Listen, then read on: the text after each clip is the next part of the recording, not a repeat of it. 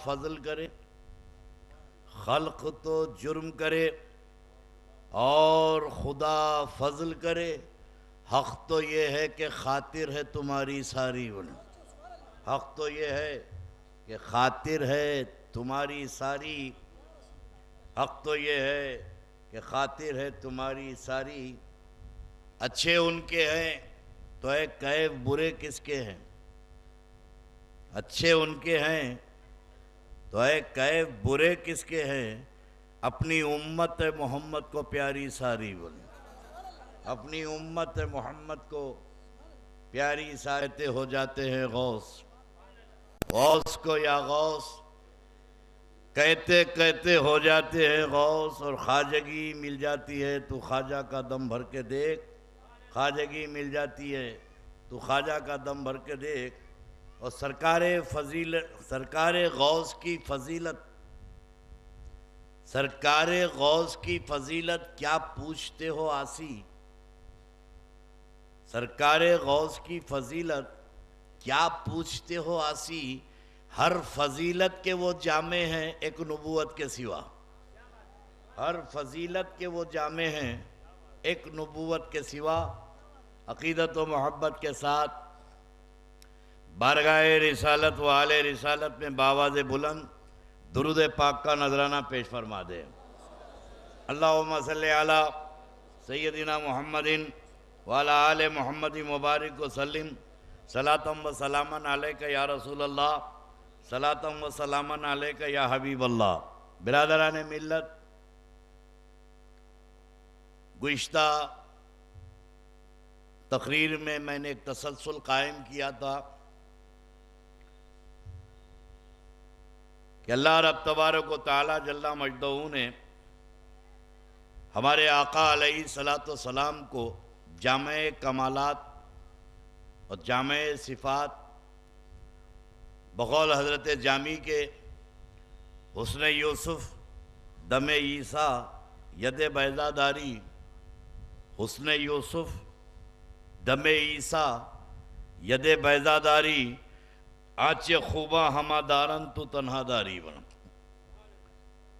حسن یوسف بھی ہے اور عیسیٰ علیہ السلام کی روح کلمت اللہ کے کمالات بھی ہیں، اور موسیٰ علیہ السلام اس پیغمبر کے منصب کے وہ خوبیاں بھی، ہمارے آقا علیہ السلام کی خوبیوں میں ان کے کمالات میں سب سے بڑا کمال یہ تھا، مگر ایک چیز ذہن میں رکھیں کہ جن جن پیغمبروں کو کمالات ملے تھے ہر پیغمبر کے ساتھ نور محمدی جلوہ فرما تھا،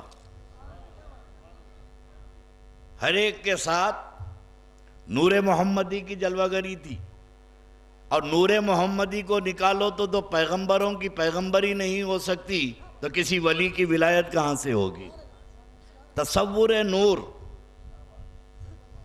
میرے آقا کی نورانیت کا جو قائل ہے وہی مقام ولایت پہ پہنچے گا، جو نبی کو نور نہیں مانتا، جو نبی کی نورانیت کا قائل نہیں ہے، مومن نہیں بن سکتا تو ولی کہاں سے بن سکے گا۔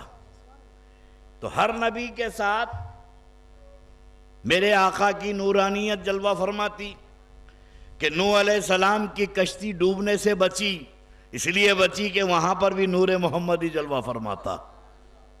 طوفان نوح میں کشتی پھنسی رہی اور کنارے اس لیے لگی کہ عارفین کہتے ہیں کہ حضرت نوح کی پیٹھ میں نور محمدی جلوہ فرما تھا۔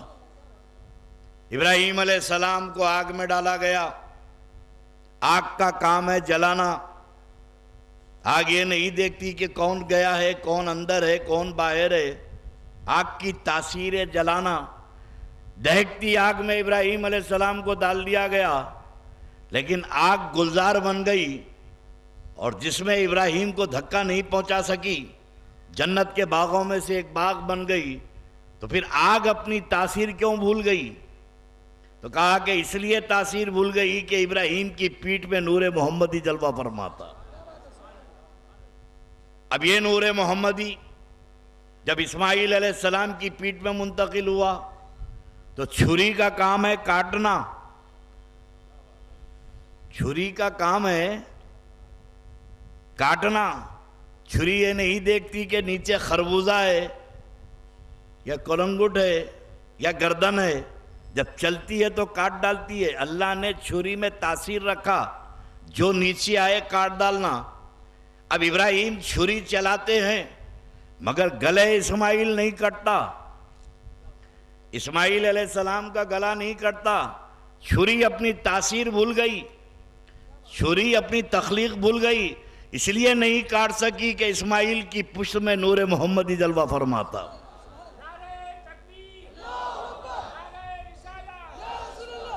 تو اب یہ پیغمبروں کے کمالات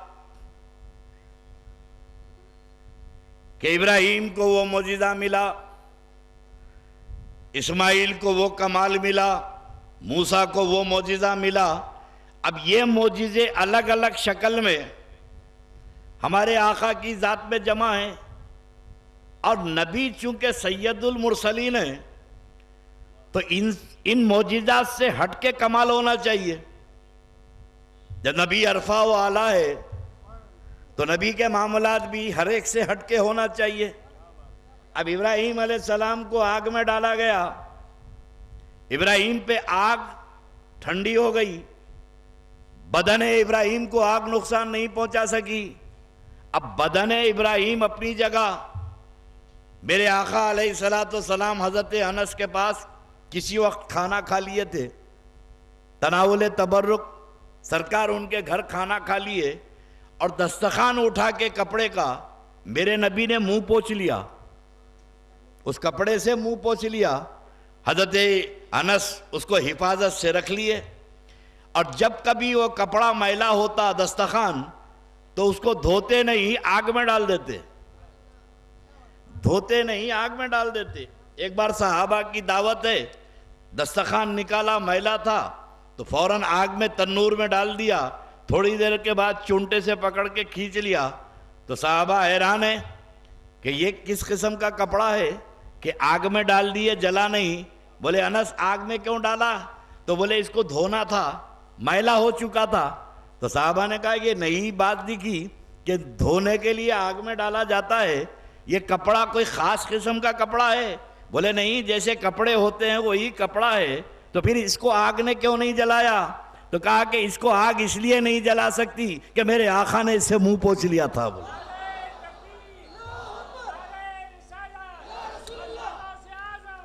وہ بدن ابراہیم تھا جس پر آگ ٹھنڈی ہو گئی, اور یا میرے آقا نے جس کو ہاتھ لگا دیا آگ ٹھنڈی ہو گئی. تو کمالات ہٹ کے ہونی چاہیے. رسول کی امت, بیچ میں ایک ولی کی بات یاد آ گئی کہ ولی تابع ہوتا ہے نبی کے. حضرت مالک بن دینار کسی آگ کے پجاری سے مناظرہ ہو گیا, آتش پرست سے. آتش پرست بولا مالک تم اللہ کو مانتے ہیں, میں آگ کی پوجا کرتا ہوں, آگ کو خدا مانتا ہوں, میرا کیا بگڑا تمہارا کیا سدھرا؟ حضرت مالک نے کہا تو جس کو مانتا ہے آگ کو, ایسا کر کہ تو آگ کو پکار کے آگ میں ہاتھ ڈال لے, میں اللہ کو پکار کے آگ میں ہاتھ ڈالوں گا, جس کا ہاتھ جلنے سے بچ جائے اس کا مذہب سچا, جس کا ہاتھ جلنے سے بچ جائے اس کا مذہب سچا. تو آگ کا پجاری سوچا آگ کا کام تو جلانا ہے, میں ڈالوں یا انہوں ڈالے؟ تو بولا چلو ڈلوا لو, ہم تو ڈوبے ہیں صنم, تم کو بھی لے ڈوبیں گے. کہا مالک تیار ہوں, چلو ہاتھ ڈالیں گے. بولے ایسا نہیں, یہ منظر لوگ دیکھنا. لوگوں کو معلوم ہوا, مناظرہ طے ہوا, آگ روشن ہوئی, لاکھوں کا مجمع بغداد کی سرزمین پہ جمع ہے. یہ منظر دیکھنے کے لیے دہکتی آگ میں یہ بھی آگ ڈالے گا, آگ میں ہاتھ ڈالے گا, مالک بھی ڈالیں گے. جب جل جائیں گے تو یہ آتش پرست گمراہ بولے گا پجاری کافر و مشرک نہ تمہارا مذہب سچا نہ میرا مذہب سچا، نہ تم کو اللہ بچایا نہ میرے کو آگ بچائی۔ لاکھوں کا مجمع جمع ہے، مالک بن دینار ادھر سے آئے، ادھر سے آتش پرست آگ کا پجاری آیا، دونوں نے ہاتھ پکڑا اور ہاتھ میں ہاتھ ملا کے آگ میں ہاتھ ڈالا، دہکتی آگ میں ہاتھ ڈال دیا۔ اور کافی دیر کے بعد مالک بن دینار نے سوچا کہ حضرت کو تو دھکا بھی نہیں لگا، اللہ کا نام لے کے آگ میں ہاتھ ڈالے، حضرت کے ہاتھ کو خود محسوس ہو رہا کہ میرے ہاتھ کو کچھ نہیں ہوا، تو حضرت کے خیال میں آیا کہ میرا ہاتھ تو بچ گیا، میں حق مذہب پہ ہوں، میں اسلام پہ ہوں، دین غالب آ گیا، یہ کافر کا ہاتھ تو جل گیا۔ اشارے سے بولے ہاتھ نکالیں، انہیں بولا نکالو، اب انہیں بھی پریشان ہے، اس کا بھی ہاتھ نہیں جلا، دونوں مل کے ہاتھ نکالے، دونوں مل کے ہاتھ نکالے تو منظر یہ مجمع دیکھا تو حیران ہو گیا، بھئی اللہ کے ولی ہے، ان کا ہاتھ جلنے سے بچ گیا، یہ کافر و مشرک کا ہاتھ کیوں بچ گیا؟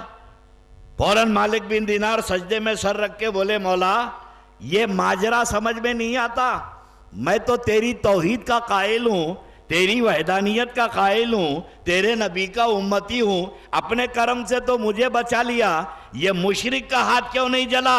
تو غیب سے آواز آئی مالک اس ہاتھ کو میں کیسے جلا دوں جو تیرے ہاتھ میں ہاتھ تھا؟ بولے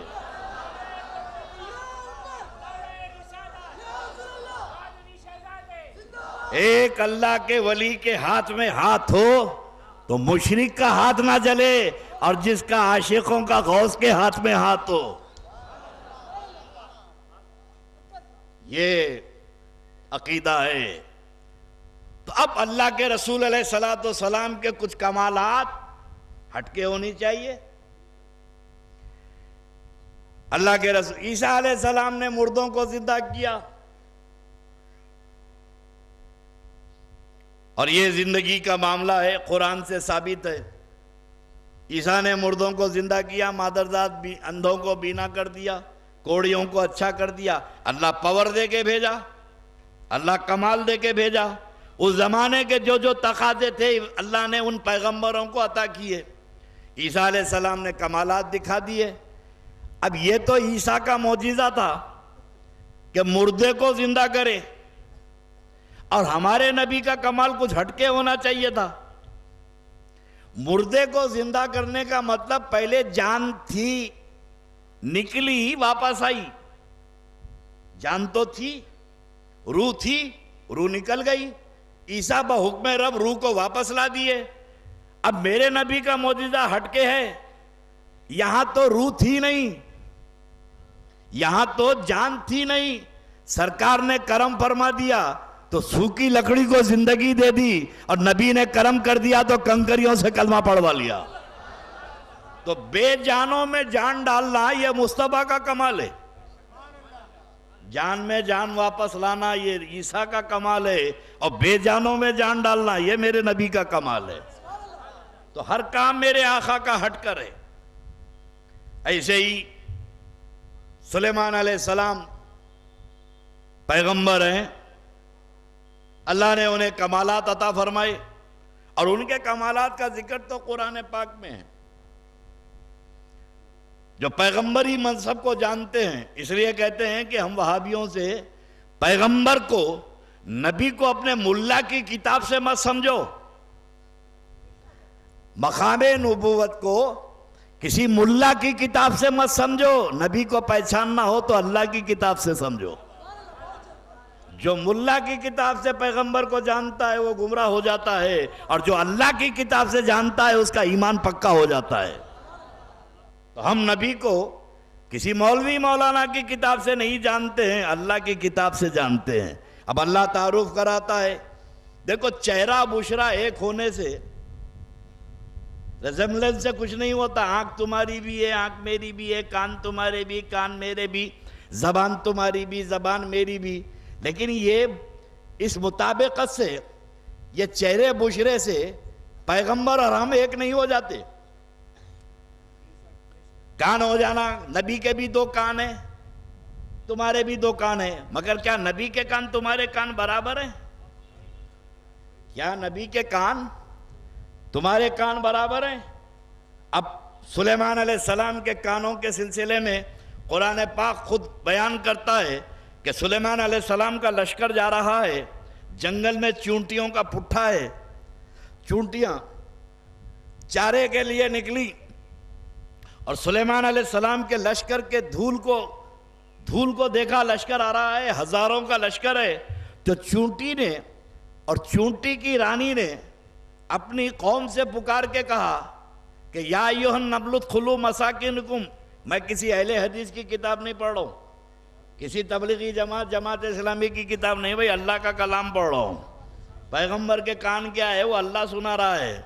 ملا بولے تو جھگڑا ہے، مگر یہ بدنصیب اللہ سے بھی جھگڑا کرتے کہ اللہ ان کو اتنا کمال کیوں دے دیا؟ اللہ نے پیغمبروں کو اتنا کمال کیوں دیا؟ ارے ایمان لایا تو کمال پہ بھی ایمان لا. پیغمبر کا کلمہ پڑھ لینے سے مسلمان نہیں ہوتا، پیغمبر پر دل و جان سے قربان ہوا تو مسلمان ہوتا ہے. سلیمان علیہ السلام آ رہے ہیں، چونٹی نے پکار کے کہا ہے چونٹیوں اندر داخل ہو جاؤ، سلیمان کا لشکر آ رہا ہے، ایسا نہ ہو کہ وہ غیر شعوری طور پہ کچل کے چلے جائیں اور تم تباہ ہو جاؤ، مر جاؤ. چونٹی نے اپنی قوم سے کہا، چونٹی کی رانی نے. سلیمان علیہ السلام 30 میل دور ہیں، قافلہ 30 میل دور ہے. مفسرین کہتے ہیں کہ قافلہ 30 میل دور ہے. 30 میل دور پہ چونٹی بولی اور 30 میل دور پہ سلیمان علیہ السلام سنے. اچھا سن کے کیا کرے؟ اب یہ قرآن سنیے. سلیمان علیہ السلام چونٹی کی ہوشیاری کو سن کے ان کا ریئیکشن کیا رہا، سلیمان کا رد عمل کیا رہا. اللہ فرماتا ہے فَتَبَسَّمَ ضَاحِكًا مِّن قَوْلِهَا. وہ چونٹی کی بات کو سن کے سلیمان مسکرا دیے. سلیمان قرآن کہہ رہا فَتَبَسَّمَ ضَاحِكًا مِّن قَوْلِهَا. اس کی بات سن کے، ہوشیاری کی بات سن کے اللہ کے نبی مسکرا دیے. اب 30 میل دور سے چونٹی بولے اور 30 میل دور سے پیغمبر سنے. کان تو تمہارے بھی ہیں، کان میرے بھی ہیں، مگر پیغمبروں کے کان کی ساخت ایسی ہے کہ 30 میل دور سے سن رہے ہیں. ارے عقل کے اندھے، تیرے تکیے پہ چونٹی رینگتی ہے، سن کے بتا کیا بول رہی ہے. کان میں گھومتی ہے، بتا کیا بول رہی ہے، اور اندر گھسی بات پتا چلتا ہے کہ میڈم اندر جا چکے ہیں بول کے. ایک تمہارے کان ہیں اور ایک پیغمبر کے کان ہیں.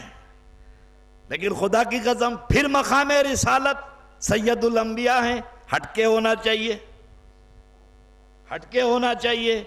کیا ہٹ کے ہونا چاہیے؟ اب یہ تو 30 میل دور سے سنے سلیمان، اور سید الانبیاء معراج سے واپس آئے، اللہ کے نبی معراج سے واپس آئے تو بلال حبشی سے پوچھتے ہیں کہ بلال آخر تو کیا کرتا ہے؟ تیرے قدموں کی آواز کو میں نے جنت میں سنا ہے.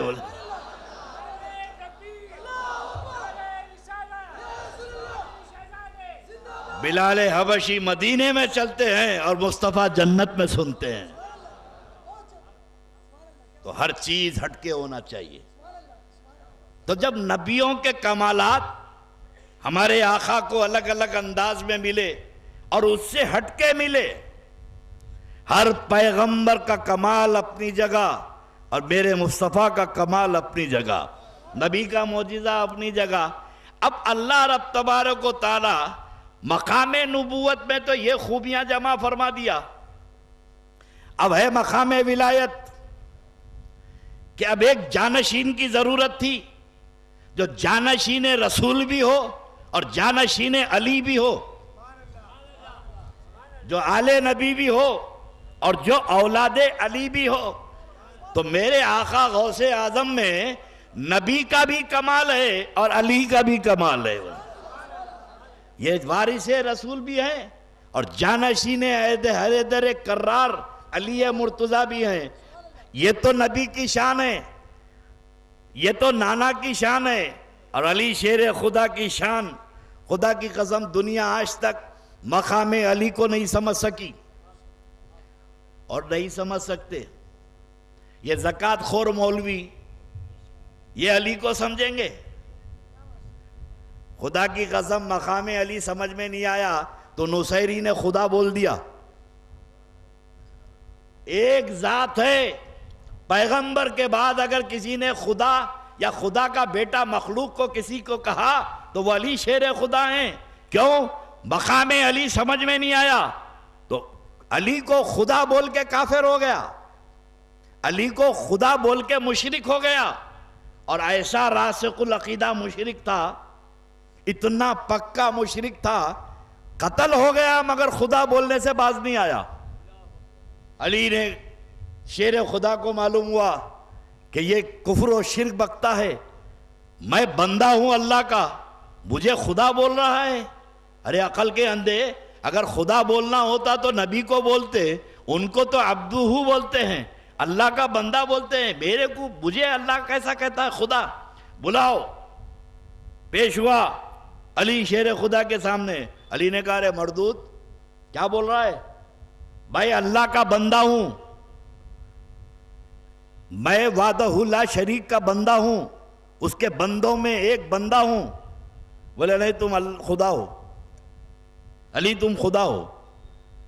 ارے مردود توبہ کر، شرک سے باز آ ورنہ تجھے قتل کر دوں گا. بولے تم کچھ بھی کرو، تم خدا ہو. جلاد کو بلایا، اس کی گردن مارو، اس کی گردن مارو. جلاد تلوار لے کے گیا کاٹنے کے لیے تو زور زور سے ہنس رہا ہے، خے مار کے ہنس رہا ہے. تو مولا نے کہا ارے تیرے قتل کے لیے بھیجا ہوں، تفریح کو تھوڑی جا رہا، تو ہنس کیوں رہا ہے؟ ارے اسے بلاؤ. ارے مرنے جا رہا ہے، تیری گردن کاٹنے کا میں نے حکم دیا ہے، تو ہنس کیوں رہا ہے؟ بولے یہ علی اور یقین ہو گیا تم خدا ہیں. بولے وہ کیسے؟ تو بولے اللہ اسی کو کہتے ہیں جس کے ہاتھ میں موت ہے. تم مجھے موت دے رہے ہو، یقین ہو گیا کہ تم خدا ہیں. مرتا مر گیا مگر شرک پہ مرا، علی نے قتل کروا دیا. تو مقام علی بڑے بڑوں کے ذہن سے اعلیٰ ہے. علی کسی پہ کھل ہی نہیں سکے تو یہ زکوٰۃ خوروں پہ کیا کھلیں گے؟ یہ فطرے اور زکوٰۃ پہ پلنے والی قوم یہ مقام علی کو سمجھے گی. علی کیا ہیں؟ اب وہ علی کے کمالات، نبی کے کمالات اور علی کے کمالات غوث الورا میں جمع ہیں. پیرانے پیر حضور مولا کائنات بغداد کی سرزمین ہے، دریائے دجلہ میں طوفان آ گیا، شہر کے شہر ڈوبتے جا رہے ہیں. لوگ آئے، یا علی امیر المومنین کوفہ دارالخلافہ ہے، آ کے بولے کہ مخلوق خدا ہلاک ہو رہی ہے، علی شہر کے شہر ڈوبتے جا رہے ہیں، اب قریب ہے کہ بغداد بھی ڈوب جائے، کچھ کیجئے. تو شیر خدا اٹھے، رسول پاک کا امامہ باندھے، ذوالفقار حاضری کمر میں لٹکائی اور مصطفیٰ کا نیزہ، اللہ کے رسول کا عصا لے کر چلے، دریائے دجلہ کے قریب پہنچے. پہنچ کے فرمائے پانی کتنا کم ہونا چاہیے؟ پانی کتنا کم ہونا چاہیے؟ تو لوگوں نے کہا علی اتنا کم کر دیجئے کہ شہر ڈوبنے سے بچ جائے. تو علی نے دریائے دجلہ میں نیزہ گاڑا اور گاڑ کے کہا کہ یہاں سے اتر، اے دریا یہاں سے اتر. علی نیزہ اتارے، دریا کا پانی اترا. لوگوں نے کہا مولا جب اتار ہی رہے ہیں تو تھوڑا اور اتار دیجئے. علی لکڑی گاڑتے جا رہے ہیں اور دریائے دجلہ کا پانی نیچے ہوتا جا رہا ہے.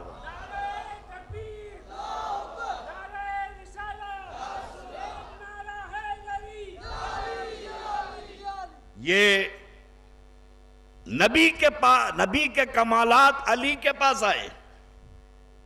اور مشکات شریف کی حدیث ہے، علی شیر خدا فرماتے ہیں کہ میں اللہ کے رسول کے ساتھ مکے کی وادیوں میں پہاڑوں میں سے گزر رہا تھا تو جس راستے سے اللہ کے رسول چلتے وہ راستے کے پتھر مصطفیٰ کو سلام کرتے. اس راستے کے پتھر اللہ کے رسول کو سلام کرتے. بھئی نبی کو سلام پتھر کر رہے تھے تو نبی کو سننا چاہیے تھا، مگر نبی نے علی میں وہ کمال عطا فرما دیا کہ علی جو میں کروں گا، جو میں سنوں گا، وہ طاقت تجھے دے دوں گا کہ مصطفیٰ کے کانوں کی قوت تجھے عطا ہو جائے گی. پتھروں کی زبان نبی سن رہے تھے اور پتھروں کی زبان علی سن رہے تھے. تو اب یہ جامع کمالات، نبی کا بھی کمال ہو اور علی کا بھی کمال ہو کہ غوث اعظم دستگیر یہ جانشین رسول بھی ہیں اور جانشین باب العلم بھی ہے. جیسے غوث اللہ کے رسول نے فرمایا اللہ نے 10 فیصلہ کرنے کی قوتیں 10 پیدا کی برین میں، ججمنٹ کی 10 قوتیں پیدا کی. 9 تو 1% ساری کائنات کو دیا. قیامت تک کے فیصلہ کرنے کی طاقت 1% پوری قیامت تک کے مخلوق کو عطا کیا اور 9% علی کو دے دیا. بولے قیامت تک جو فیصلے ہوں گے وہ قوت 1% دنیا کو دیا ہے اور 9% علی مرتضیٰ کو دیا ہے. تو اب علی کے وارث ہیں غوث اعظم، تو علم میں بھی وارث ہیں، کمالات کے بھی وارث ہیں. تو اب میں علی کا، نبی کا کمال اور علی کا علم غوث اعظم میں کیسے منتقل ہوا کہ ساری دنیا کے علماء کا علم ختم ہو جاتا ہے، وہاں غوث اعظم کا علم شروع ہوتا ہے. اس لیے کہتے ہیں پیر سچا ہو، پیر سچا ہو. لوگ تو جس کو دیکھو پیر بنا دے رہے. یہ پیر نہیں ہے بھائی، منگل ہے. میرے آج تک سمجھ میں نہیں آیا کہ زندگی بھر جو تم سے چندہ لیتے رہے، زندگی بھر جو تمہاری زکوٰۃ کھاتے رہے، چمڑا لینے آئے، زکوٰۃ لینے آئے، تمہارے صدقوں پہ پلنے والا تمہارا پیر کیسے بنے؟ جو زندگی بھر تمہارے مال کا میل کھایا، رمضان میں آ کے چندے وصول کرا اور تمہارے دروازے پہ کھڑے رہ کے بھیک مانگا. ارے بھکاری پیر کیسے بن جاتا ہے؟ دینے والا پیر ہوتا ہے، لینے والا نہیں ہوتا ہے.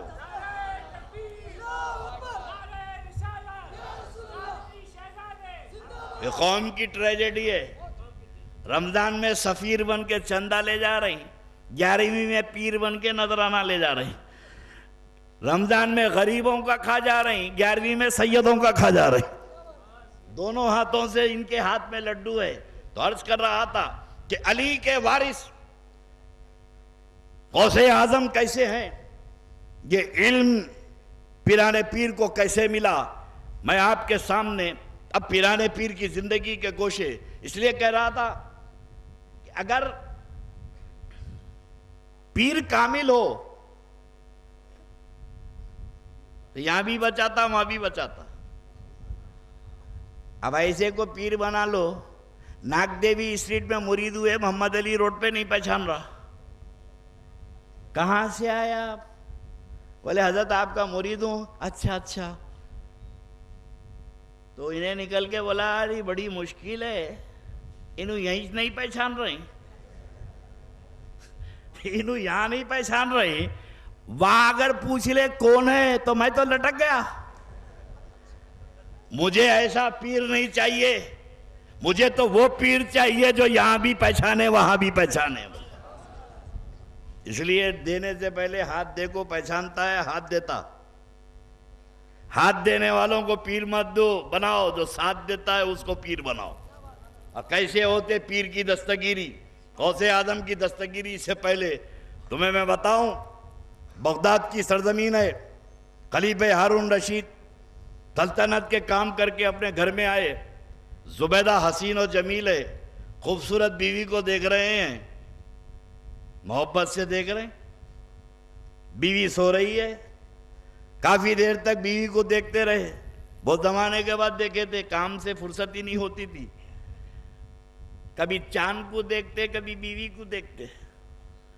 14ویں کے چاند کو دیکھ رہے ہیں، بیوی کو دیکھ رہے ہیں. اسی میں بیوی کی آنکھ ہوشیار ہو گئی، شرما کے اٹھی تو ہارون رشید نے پوچھا زبیدہ بہت دیر سے میں 14ویں کے چاند کو دیکھ رہا ہوں اور تمہارے چہرے کو دیکھ رہا ہوں، میں یہ اندازہ نہیں کر پا رہا ہوں کہ تم خوبصورت ہے کہ چاند خوبصورت ہے۔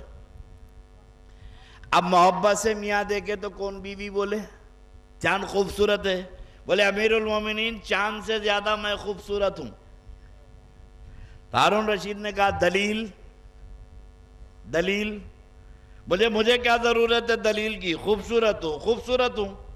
کچھ اس ٹیڑھے انداز میں ہارون رشید کو جواب دی، ہارون رشید کا پارا چڑھ گیا۔ اور یہ بادشاہ کا مسئلہ ہی الگ ہے نا بھائی، سدری تو سدری، دکنی زبان میں کہتے ہیں سدری تو سدری نہیں تو ادھرچ، گھڑی میں تولا گھڑی میں ماشا۔ اور یہ بادشاہوں کے چمچے بھی بڑے خطرناک ہوتے ہیں، ان کے چمچے بھی ڈینجر ہوتے ہیں۔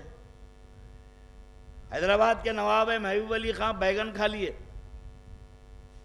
بیگن پسند، ہمارے پاس بگارے بیگن بہت شاندار بنتے ہیں، ہندوستان میں ایسی ڈش نہیں بنتی، اتنے بگڑے ہوئے ترکاری کو بادشاہ بنا دیا ہمارے پاس بگارے بیگن، اور بنا کے لے کے چلے جاؤ تو 6 مہینے تک خراب نہیں ہوتا، وہ ٹیکنیک ہے۔ نواب صاحب محبوب علی پاشا کو بیگن پسند آ گیا، بہت مزے سے کھاتے جا رہے ہیں، بولے کیا زبردست ترکاری ہے، کیا شاندار ترکاری ہے، واہ واہ واہ واہ۔ تو چمچے تو تھے، بولے سرکار ترکاری ہے، یہ ترکاری میں بادشاہ ہے، اس لیے اللہ نے اس کے سر پہ تاج رکھ دیا، بولے بیگن کے اوپر تاج ہے۔ صبح نواب صاحب کی طبیعت خراب ہوئی، پیٹ گڑبڑ کری، بولے بڑی واہیات ترکاری ہے، بڑی ذلیل ترکاری ہے۔ تب چمچے بولے سرکار ترکاری ہے، سب سے ذلیل ترکاری ہے، اس لیے اللہ نے اس کے سر پہ کھوٹا مارا، بولے رات کو تاج پہنا دیے، صبح کھوٹا لگا دیے۔ تب ہارون رشید نے بیوی سے کہا دلیل؟ تو بولے نے مجھے دلیل کی کیا ضرورت ہے، غصہ آ گیا۔ بولے زبیدہ اگر کل شام تک، کل عصر تک قرآن سے تم ثابت نہیں کر سکے کہ چاند سے زیادہ تم خوبصورت ہیں تو تم پر 3 طلاق۔ 3 طلاق بولنے کو تو بول دیے، ہوش آیا تو پوچھے زبیدہ میں کیا بولا؟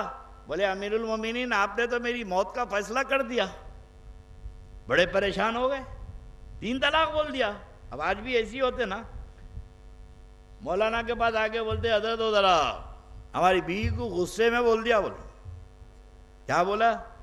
ارے وہ غصہ تھا 3 طلاق بول دیا، بولے ہو گئی کیا؟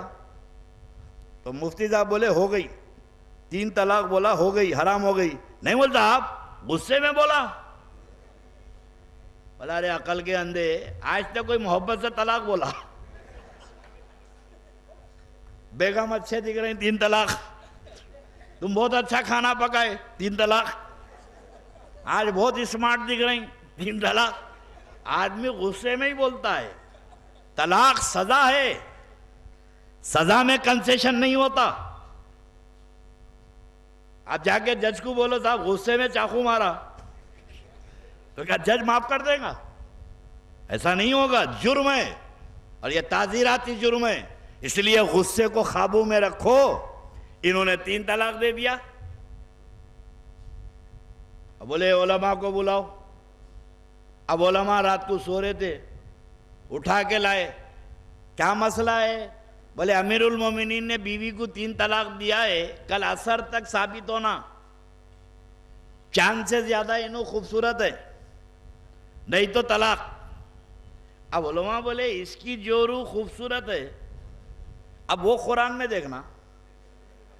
اب امیر المومنین کیا کرتے؟ نمک کھائے ہوئے ہیں، نمک خواری کرنا، کتاب لے کے بیٹھے ہوئے ہیں، پوری رات گزر گئی، ہارون رشید رو رہے ہیں، صبح صبح اطلاع ہو گئی بغداد میں، تماشا ہو گیا محل میں۔ اب ایک کے ایک عالم آ رہے ہیں تو ساتھ میں کتابیں لے کے آ رہے ہیں، الٹ رہی پلٹ رہی، رات ہو گئی، دوپہر ہو گئی۔ اب جیسے جیسے وقت قریب آ رہا ہے، ہارون رشید کا دل ڈوبتے جا رہا ہے کہ میری محبوب بیوی مجھ پہ حرام ہو گئی۔ آئے میں اس کے بغیر کیسے زندہ رہوں گا، بار بار آتا، حضرت نکالیے، بولے امیر المومنین دیکھ رہے ہیں، کہاں دیکھ رہے ہیں، ٹہل رہا ہے۔ ملکہ زبیدہ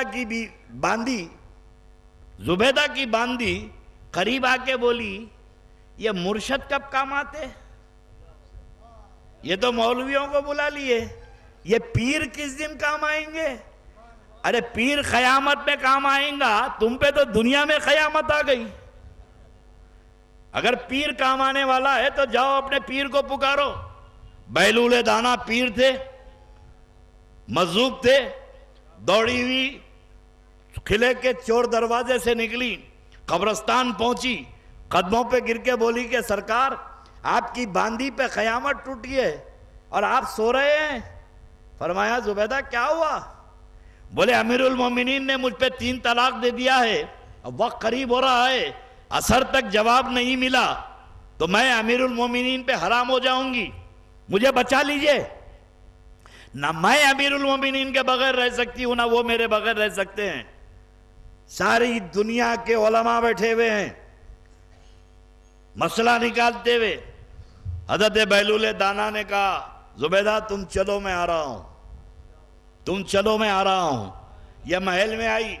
حضرت بیلول دانا ننگے پیر، ننگے سر، کمبل پہنے ہوئے، کمبل اوڑے ہوئے اور ببول کے کانٹے لگا لیتے تھے، مست قلندر آئے قلعے پہ۔ دربان نے دیکھا کہ بادشاہ کے مرشد آ رہے ہیں، قلعے کا دروازہ کھولا، حضرت اندر مسجد میں گئے اور جا کے آدمی سے کہا کہ ہارون رشید سے کہو کہ میں ملنے آیا ہوں۔ ہارون رشید کو لوگ جا کے بولے کہ پیر و مرشد آئے ہیں، اس کے دل پہ ذرا بار گزرا، اب یہ وقت حضرت آ کے کیا کرنے والے ہیں، مجھے کیوں بلا رہے ہیں؟ مگر پیر تھے، آیا، آ کے قدم بوس ہوا، حضور کیسے آنا ہوا؟ بولے امیر المومنین ایک قرآن کی آیت پڑھ رہا ہوں، اگر غلط ہو تو صحیح کر دینا۔ ایک قرآن کی آیت پڑھتا ہوں، غلط ہو تو صحیح کر دینا۔ بولے سرکار میرے میں ہمت ہے کہ آپ پڑھیں اور میں صحیح کروں۔ بولے اللہ کا کلام ہے، اس کے اندر چھوٹے بڑے کا کیا تذکرہ ہے؟ بولے پڑھیے، اب بے دلی سے پڑھ، بولا پڑھیے، جلدی چھٹی پانے، وہاں علماء بیٹھے ہوئے ہیں، مفتی بیٹھے ہوئے ہیں، حضرت کو چھوڑ کے وہاں جانا ہے، بولے پڑھیے۔ تو حضرت نے پڑھا وَالتِّينِ وَالزَّيْتُونِ وَالطُّورِ سِينِينَ وَهَذَا الْبَلَدِ الْأَمِينِ، اور یہ آیت کے جملے پہ بحث ہے۔ لَقَدْ خَلَقْنَا الشَّمْسَ فِي أَحْسَنِ تَقْوِيمٍ، بے شک ہم نے سورج کو سب سے زیادہ خوبصورت بنایا۔ لَقَدْ خَلَقْنَا الشَّمْسَ فِي أَحْسَنِ تَقْوِيمٍ، تو ہارون رشید نے کہا حضور یہ غلط پڑھ رہے ہیں آپ، لَقَدْ خَلَقْنَا الشَّمْسَ نہیں ہے۔ تو بولے پھر پڑھتا ہوں وَالتِّينِ وَالزَّيْتُونِ وَالطُّورِ سِينِينَ وَهَذَا الْبَلَدِ الْأَمِينِ لَقَدْ خَلَقْنَا الْقَمَرَ فِي أَحْسَنِ تَقْوِيمٍ، کہ بے شک ہم نے چاند کو سب سے زیادہ خوبصورت بنایا۔ تو بولے حضور یہ بھی غلط پڑھ رہے ہیں۔ تو بولے امیر المومنین پھر صحیح کیا ہے؟ نہ چاند خوبصورت ہے، نہ سورج خوبصورت ہے، نہ چاند خوبصورت ہے، پھر ہے کیا؟ تو بولے حضور لَقَدْ خَلَقْنَا الْإِنسَانَ فِي أَحْسَنِ تَقْوِيمٍ، کہ ہم نے انسان کو سب سے زیادہ خوبصورت بنایا ہے۔ تو بولے پھر کائے کو اپنی بیوی سے جھگڑا کرتا ہے؟ بولے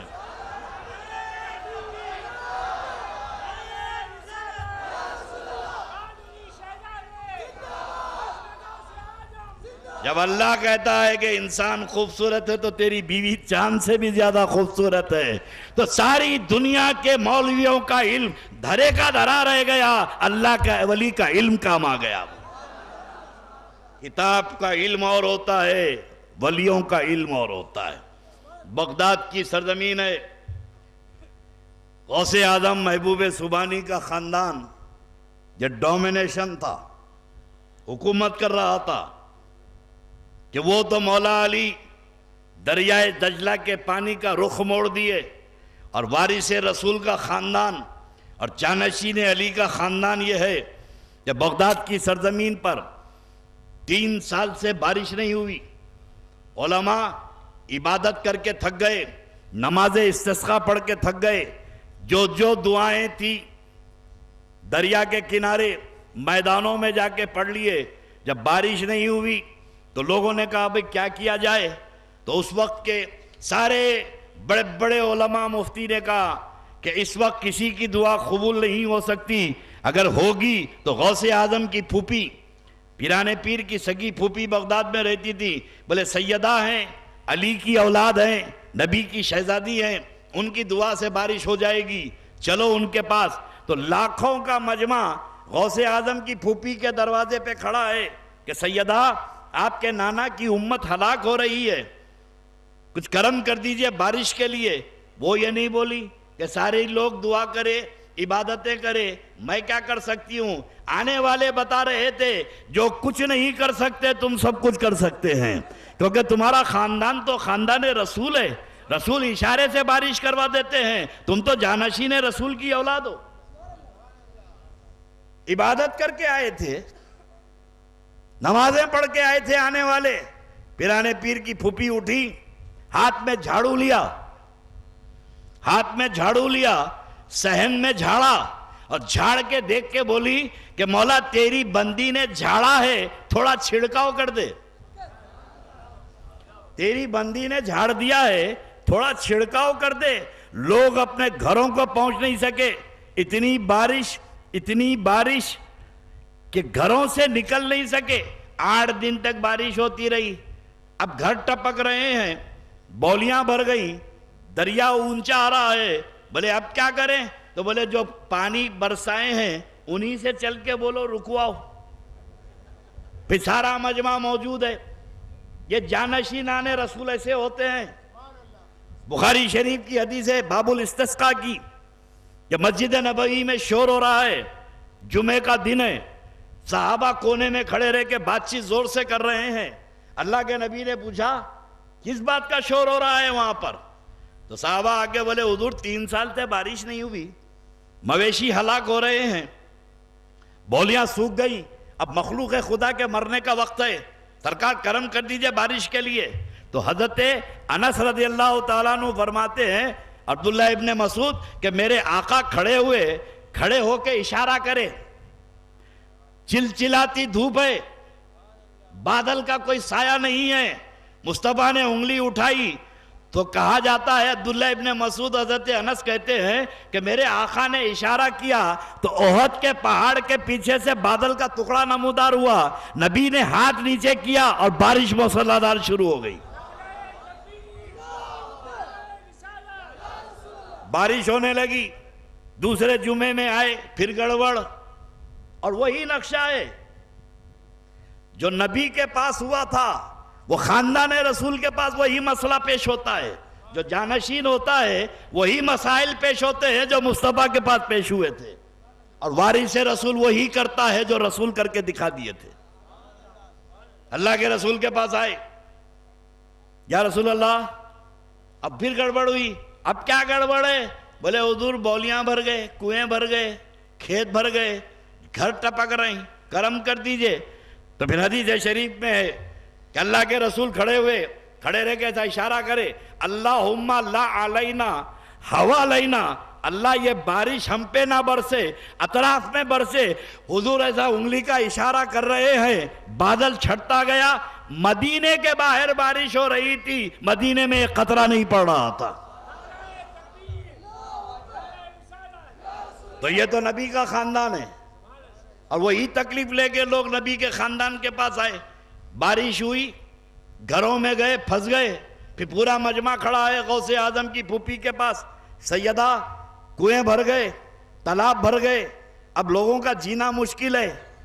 اب دیکھیے پیران پیر کی پھوپھی اٹھی، مصلی نہیں بچھائیں، جانماز نہیں بچھائیں، سجدے میں سر نہیں رکھا۔ یہ مقام عبدیت ہے، یہ وہ بندے ہیں جو اللہ کو محبوب ہیں، اور جو یہ بولتے ہیں اللہ پورا کرتا ہے۔ زبان ان کی ہوتی ہے، قدرت اللہ کی ہوتی ہے، جس کو مولانا روم نے کہا کہ گفتہ اللہ بوت، گفتہ اللہ بوت، گرچہ از حلقوم عبداللہ بوت۔ ان کا بولنا نہیں ہے، یہ اللہ کا بولنا ہے، حلق اس کا ہے، بولی اس کی ہے۔ بولے وہ قوتوں کا مالک بنا دیتا ہے محبوبوں کو۔ پیران پیر کی پھوپھی پہلے جھاڑو دی، چھڑکاؤ کر دے، پھر آئے تو پھر اٹھی، اپنی اوڑھنی لی، پانی میں بھگائی، بھگا کے رسی پہ ڈالی، کہا مولا تیری بندی نے بھگا دیا ہے، ذرا اسے سکھا دے، بندی نے بھگا دیا ہے ذرا سکھا دے۔ تو یہ خاندان غوث اعظم ہے، یہ خاندان غوث اعظم ہے۔ خالی غوث کے کمالات نہیں ہیں بلکہ اس خاندان کے ہر فرد میں کمالی کمال تھا، کیوں؟ یہ نبی کا خاندان تھا، یہ وارث رسول ہیں۔ پیران پیر محبوب سبحانی بغداد کی سرزمین پہ جلوہ فرما ہے، اور یہ تاریخ اسلام کی حقیقت بتاتا ہوں کہ غوث اعظم جب گیلان سے پڑھنے کے لیے آئے، علم حاصل کرے، غوث اعظم کو علم کی کیا ضرورت تھی؟ وہ تو ماں کے پیٹ سے علم لے کے پیدا ہوئے تھے۔ ایک ہے کتاب کا علم، ایک ہے علم لدنی، سمجھو؟ علم لدنی کسی کے پاس بھی نہیں ہے، علم لدنی صرف اللہ کے ولیوں کے پاس ہوتا ہے، یہ بھی قرآن سے ثابت ہے۔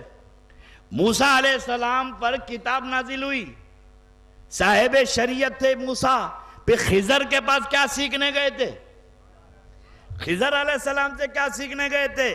تو اللہ کیا فرماتا ہے؟ وَعَلَّمْنَاهُ عِلْمٌ لَدُنَّا، ہم نے اسے علم لدنی عطا کیا تھا۔ تو خضر کے پاس علم لدنی تھا، کتاب مل گئی، علم لدنی نہیں ملا۔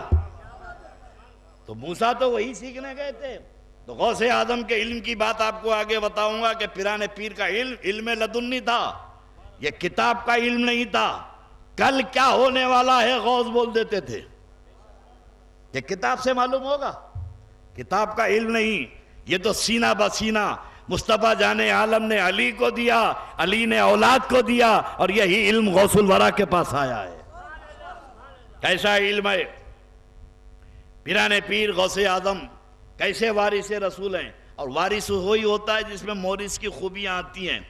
بغداد کی سرزمین ہے، پیران پیر واس کرنے کے لیے بیٹھے، لوگ کہہ رہے تھے کہ عبدالقادر واس کیجئے، عبدالقادر واس کیجئے۔ تو غوث اعظم نے کہا کہ بھئی یہ عرب لوگ ہیں، میں عجم ہوں، ایران جو گیلان تھا وہ عرب کا حصہ نہیں تھا، وہ ایران کا حصہ تھا گیلان، بولے میں عجم کا رہنے والا ہوں، میں کیسے واس کروں؟ تو رات کو خواب میں اللہ کے نبی تشریف لائے، فرمایا کہ بیٹا عبدالقادر، لوگ تجھ سے واس کی بات کرتے ہیں، بیان و نصیحت کیوں نہیں کرتا؟ بولے یا رسول اللہ یہ اہل عرب ہیں، یہ فصیح و بلیغ بولنے والے عربی، میں عجمی کیسے بولوں گا؟ تو میرے آقا نے فرمایا عبدالقادر اپنا منہ کھولو، عبدالقادر اپنا منہ کھولو۔ تو غوث اعظم فرماتے ہیں کہ میں نے اپنا منہ کھولا تو سرکار نے 7 مرتبہ میرے منہ میں اپنے لعاب دہن کے قطرے ڈالے، 7 مرتبہ قطرے ڈالے۔ ابھی میں نے وہ منہ بند کیا تھا، علی شیر خدا آگے بڑھے، بولے عبدالقادر منہ کھولو، تو میں نے منہ کھولا تو علی شیر خدا نے 6 قطرے میرے اپنے منہ کے لعاب دہن کے ڈالے۔ تو میں نے کہا دادا جان 7 کیوں نہیں ڈالتے؟ بولے بیٹا عبدالقادر میں نبی کی برابری کیسے کروں؟ بولے تو یہ غوث اعظم تھے، جب بولنے پہ آتے تو تاریخ اسلام گواہ ہے کہ غوث اعظم کے خطبے کو سننے کے لیے 70,000 آدمی جمع ہوتے تو شہر میں جگہ بس نہیں ہوتی تھی، جنگلوں میں جا کر غوث اعظم باز و نصیحت کرتے تھے۔ ایک ایک وقت میں 70,000 آدمی پیران پیر کا باز سننے آتے، اور 400 عالم قلم و دوات لکھ کے غوث پاک کے ارشادات کو لکھتے۔ اس وقت کے جید علماء 400 کے قریب بیٹھتے، اور پیران پیر کی کرامت یہ ہے کہ وارث کی خوبیاں ہونا کہ نبی بولے تو لوگ سنتے تھے دور دراز کے۔ غوث اعظم یہاں واس کر رہے ہیں اور 70,000 کا مجمع بیٹھا ہوا ہے، جیسے سامنے والا سنتا تھا میرے پیر کی آواز ویسی پیچھے والا سنتا تھا۔ لاؤڈ اسپیکر تو تھا نہیں میرے دوستو۔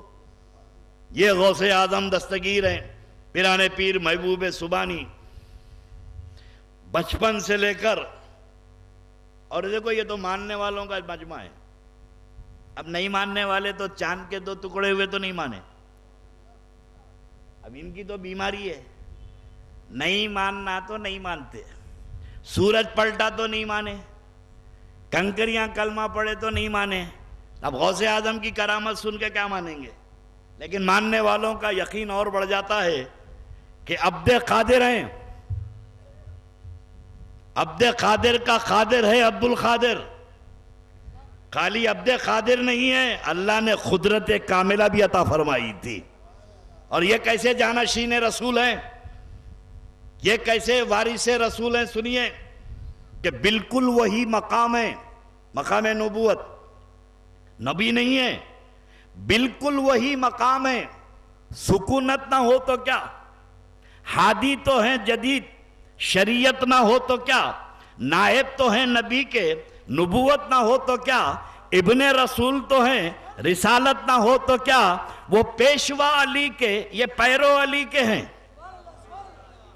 وہ پیشوا علی کے، یہ پیرو علی کے ہیں، وہ بحر بے کنار، یہ موتی اسی کے ہیں، محب ہیں، محبوب ہیں، محب ہیں، سراپا ودود ہے، اور قصہ یہ مختصر ہے کہ جد کا وجود ہے۔ باللہ ھذا وجود جدی لا وجود عبد القادر۔ پیران پیر وہ کمالات، وہ منبع کمالات تھے کہ غوث اعظم فرماتے ہیں کہ جب میں باہر نکلتا، 3 سال کے ہیں، 3 سال کی عمر شریف ہے، ماں کی گود سے باہر گئے، پھر دوڑتے ہوئے آ کے والدہ کی گود میں بیٹھ گئے، پھر باہر گئے، پھر واپس آ کے چمٹ کے بیٹھ گئے، 2-4 مرتبہ یہی معاملہ ہوا تو پیران پیر کی والدہ نے پوچھا، بیٹا عبد القادر تم جاتے ہو باہر سے بھاگ کے آ جاتے ہو، قصہ کیا ہے؟ بولے اماں جان جب میں باہر جاتا ہوں تو آسمانوں سے آواز آتی ہے، ندا دینے والا پکارتا ہے کہ عبد القادر معشوق بنو گے کہ عاشق؟ حاتب غیبی پکارتا ہے، عبد القادر معشوق بنو گے یا عاشق؟ تو اماں جان وہ آواز سن کے میں بھاگ کے آ جاتا ہوں ہیبت سے۔ تو والدہ نے کہا بیٹا اب جانا، آواز آئے تو کہنا کہ میں معشوق بنوں گا، آواز آئی تو جواب دینا میں معشوق بنوں گا، اس لیے کہ بیٹے مقام عشق میں تکلیفیں ہیں، عاشق کو مصیبتیں اٹھانا پڑتا ہے، ساری تکلیفیں تو عاشق اٹھاتا ہے، معشوق تو بے نیاز ہوتا ہے، معشوق کو کوئی تکلیف نہیں ہوتی۔ اب اگر آواز آئے تو کہنا کہ میں معشوق بنوں گا، عاشق نہیں بنوں گا۔ تو والدہ کی صورت دیکھا، 3 سال کی عمر شریف ہے، بولے اماں جان میں یہ کیسے کہہ دوں کہ معشوق بنوں گا کہ عاشق بنوں گا؟ میں تو یہی کہتا ہوں جو تیری مرضی ہے وہ بنا دے، جو تیری مرضی ہے وہ بنا دے۔ تو غیب سے آواز آئی کہ عبد القادر تجھے معشوق بھی بناؤں گا اور تجھے عاشق بھی بناؤں گا، اپنا عاشق ایسے بناؤں گا کہ ولیوں کا سردار بنا دوں گا، اور معشوق ایسے بناؤں گا قیامت تک تیرا راز چلتا رہے گا۔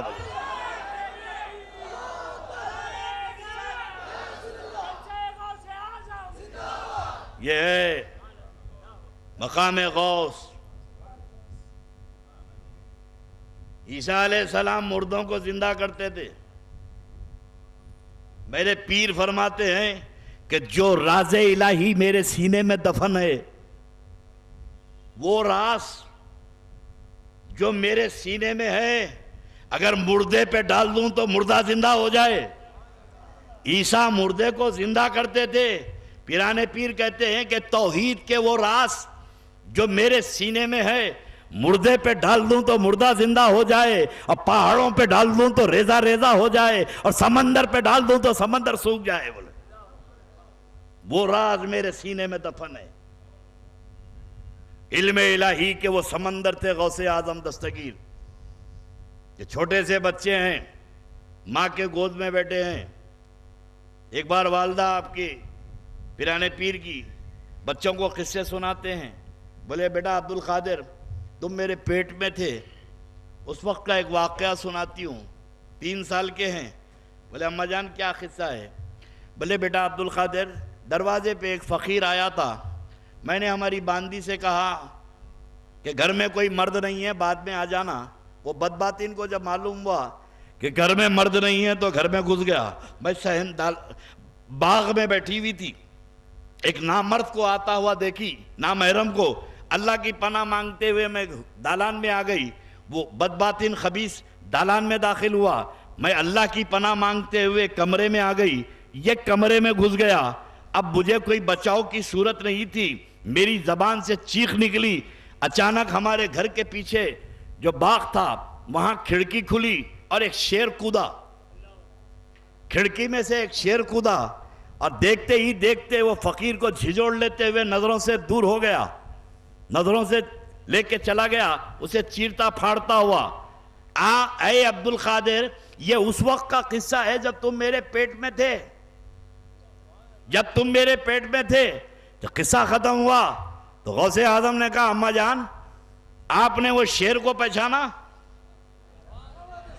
آپ نے وہ شیر کو پہچانا؟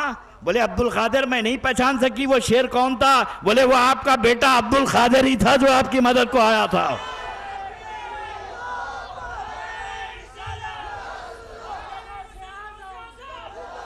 تو یہ عبد القادر ہیں. ماں کے پیٹ میں ہو تو ماں کی دستگیری ہو رہی ہے. ارے قبر میں لیٹ کے غلاموں کی دستگیری نہیں ہوگی. پاور کی بات ہے. اللہ نے وہ قوتوں کا مالک سرکار غوث اعظم پیران پیر دستگیر کو بنایا. تو مورث کی خوبیاں وارث میں آتی ہیں. یہ جانشین رسول ہیں اور جانشین علی ہیں اور پورے کمالات لے کے میرے غوث پیدا ہوئے تھے. پورے کمالات. اب پیران پیر کا تو معاملہ ایسا ہے میرے دوستو کہ بڑے پیر تجارت کرتے تھے. پانی کے جہاز چلتے تھے غوث کے. بہت دولت مند تھے. اتنے دولت مند تھے کہ ایک اس وقت کا جلاہا کپڑا بوننے والا زندگی بھر کی محنت کر کے ایک قیمتی کپڑا بنایا اور یہ قیمت رکھا کہ اشرفی بچھانا, جتنے اشرفی بچھانا اتنے کپڑے لے لانا. بادشاہ کے پاس لے گیا, معتصم باللہ کے پاس. قیمت بولے اشرفی بچھائیے کپڑا لیجئے. بادشاہ والا اتنا قیمتی کپڑا میں نہیں خریدوں گا. اب بادشاہ نہیں خریدا تو کون خریدنے والا ہے؟ مایوسی کے عالم میں غوث کی خانقاہ کے سامنے سے جا رہا تھا. مایوسی میں کہ پوری زندگی محنت کر کے قیمتی کپڑا بنایا, اس کا کوئی خریدار نہیں ہے, اور غوث اعظم کے دروازے سے کوئی مایوس چلا جائے,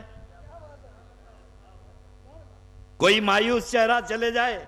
پیران پیر نے بلایا, یہ اداس کیوں ہے, مایوسی کیوں ہے؟ بولے یا غوث پوری زندگی بھر کی محنت کر کے کپڑا بنایا, بغداد میں کوئی خریدار نہیں ملا, بادشاہ نے خریدنے سے انکار کر دیا. فرمایا قیمت بول, قیمت بول. بولے حضور اشرفی بچھانا کپڑا لے لینا. فرمایا خانقاہ میں آ, کھول کپڑا. غوث اعظم نے غلام کو حکم دیا اشرفیاں بچھاؤ. اشرفیاں بچھائے, کپڑا خرید لیا. درزی کو بلایا غوث نے, فرمایا میرا جبہ سی دو, میرا جبہ سی دو. دوسرے دن درزی آیا, بولے پیران پیر سب تو سیکھ سک رہا ہوں, ایک آستین پہ کپڑا کم پڑ رہا, آستین کا کپڑا کم پڑ رہا ہے. تو دیکھ کے فرمایا وہاں سے ٹاٹ اٹھاؤ اور اس کا پیون ڈال دو, اس کو ٹاٹ کا پیون ڈال دو. تو غلاموں نے کہا سرکار اتنی قیمتی کپڑے کو ٹاٹ کا پیون؟ فرمایا عبد القادر کو قیمتی کپڑے پہننے کا شوق نہیں ہے, میں نہیں چاہتا تھا کہ میرے دروازے کے سامنے سے کوئی مایوس چلا جائے. مجھے تو میرے نانا کی امت پہ رحم کھانا تھا, میرے تو اس کی دستگیری کرنا تھا. ایک صاحب خواب دیکھے کہ پیران پیر غوث اعظم کے پاس آگے بولے سرکار میں رات کو میرے والد کو خواب میں دیکھا, انتقال ہو کے 2 دن ہوا, سخت ترین عذاب میں ہیں. میرے پیر نے پوچھا تیرا باپ میرا مرید تھا؟ بولے حضور مرید نہیں تھے آپ کے.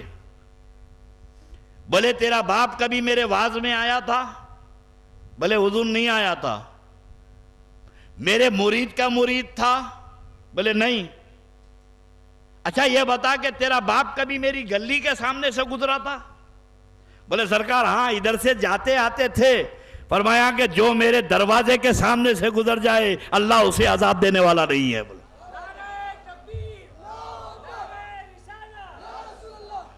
تو یہ ہے مقام غوثیت. اب خوبیوں کے کمالات، جامع کمالات نبوت، وہ پیران پیر کی ذات ہے. خدا کی قسم یہ محی الدین جیلانی ہے. بغداد میں مسئلہ پیش ہو گیا، بڑے بڑے مفتی آ کے سر جھکاتے تھے غوث کے سامنے، علم کا لوہا مانتے تھے. ایک صاحب بیٹی بیمار ہو گئی تو منت کر لیے کہ میری بیٹی کی جہیز میں کائنات کی دولت دے دوں گا، زمین و آسمان کی دولت دے دوں گا. معتبری میں منت کر لیے. اب بچی اچھی ہو گئی تو پریشان ہے، اپنی تو حیثیت ہی نہیں ہے، محلے کی دولت نہیں دے سکتے، کائنات کی دے دیں گے.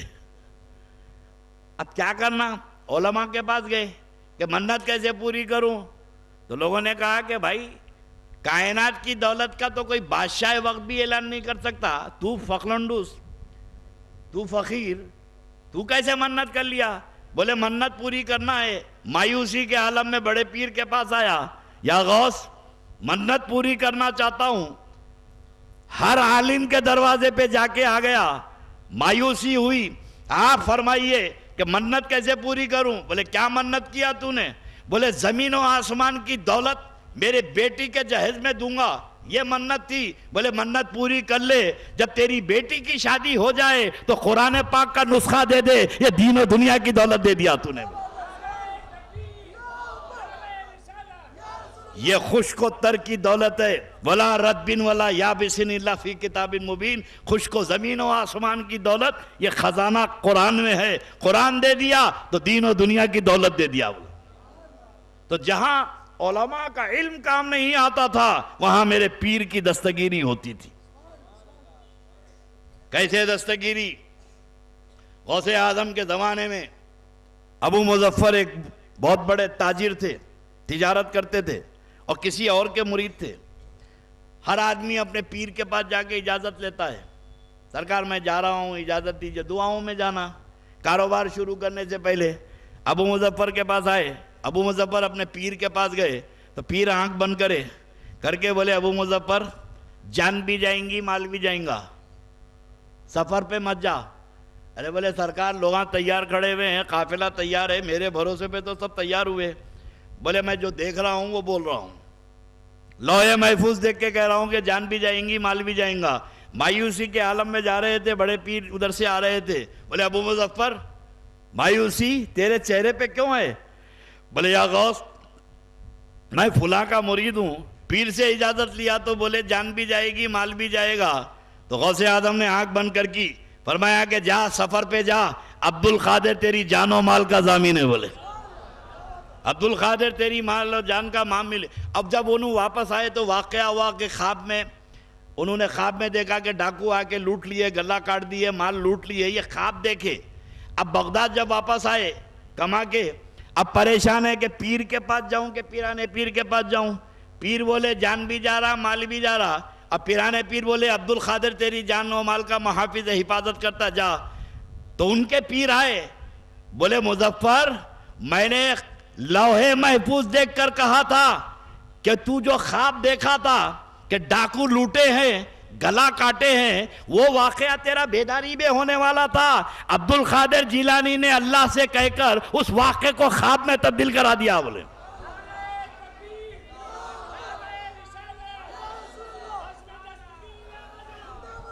پروردگار عالم کے وہ محبوب بندے ہیں جو کچھ نہیں کر سکتے، عبد القادر رب سے سب کچھ کروا لیتے ہیں. اللہ ان کی بات کو کبھی رد نہیں کرتا. اب میں اپنی اختتامی مجلس کی طرف آ جاؤں. وقت سمیٹ رہا ہے کہ میرے نبی ہر وقت اپنی امت کی دستگیری فرماتے تھے. اللہ کے نبی کو اپنی امت سے بڑی محبت تھی. اور یہ بھی حقیقت ہے کہ 1,24,000 پیغمبر کم و بیش آئے، کسی پیغمبر نے اپنی امت سے اتنی محبت نہیں کی. اور جتنی اس پیغمبر نے اپنی امت سے محبت کی. اور یہ بھی ایک امر حقیقت ہے کہ جتنی اس امت نے اپنے نبی سے محبت کی ہے کسی امت نے اپنے پیغمبر سے نہیں کی. یہ دو طرفہ ہے.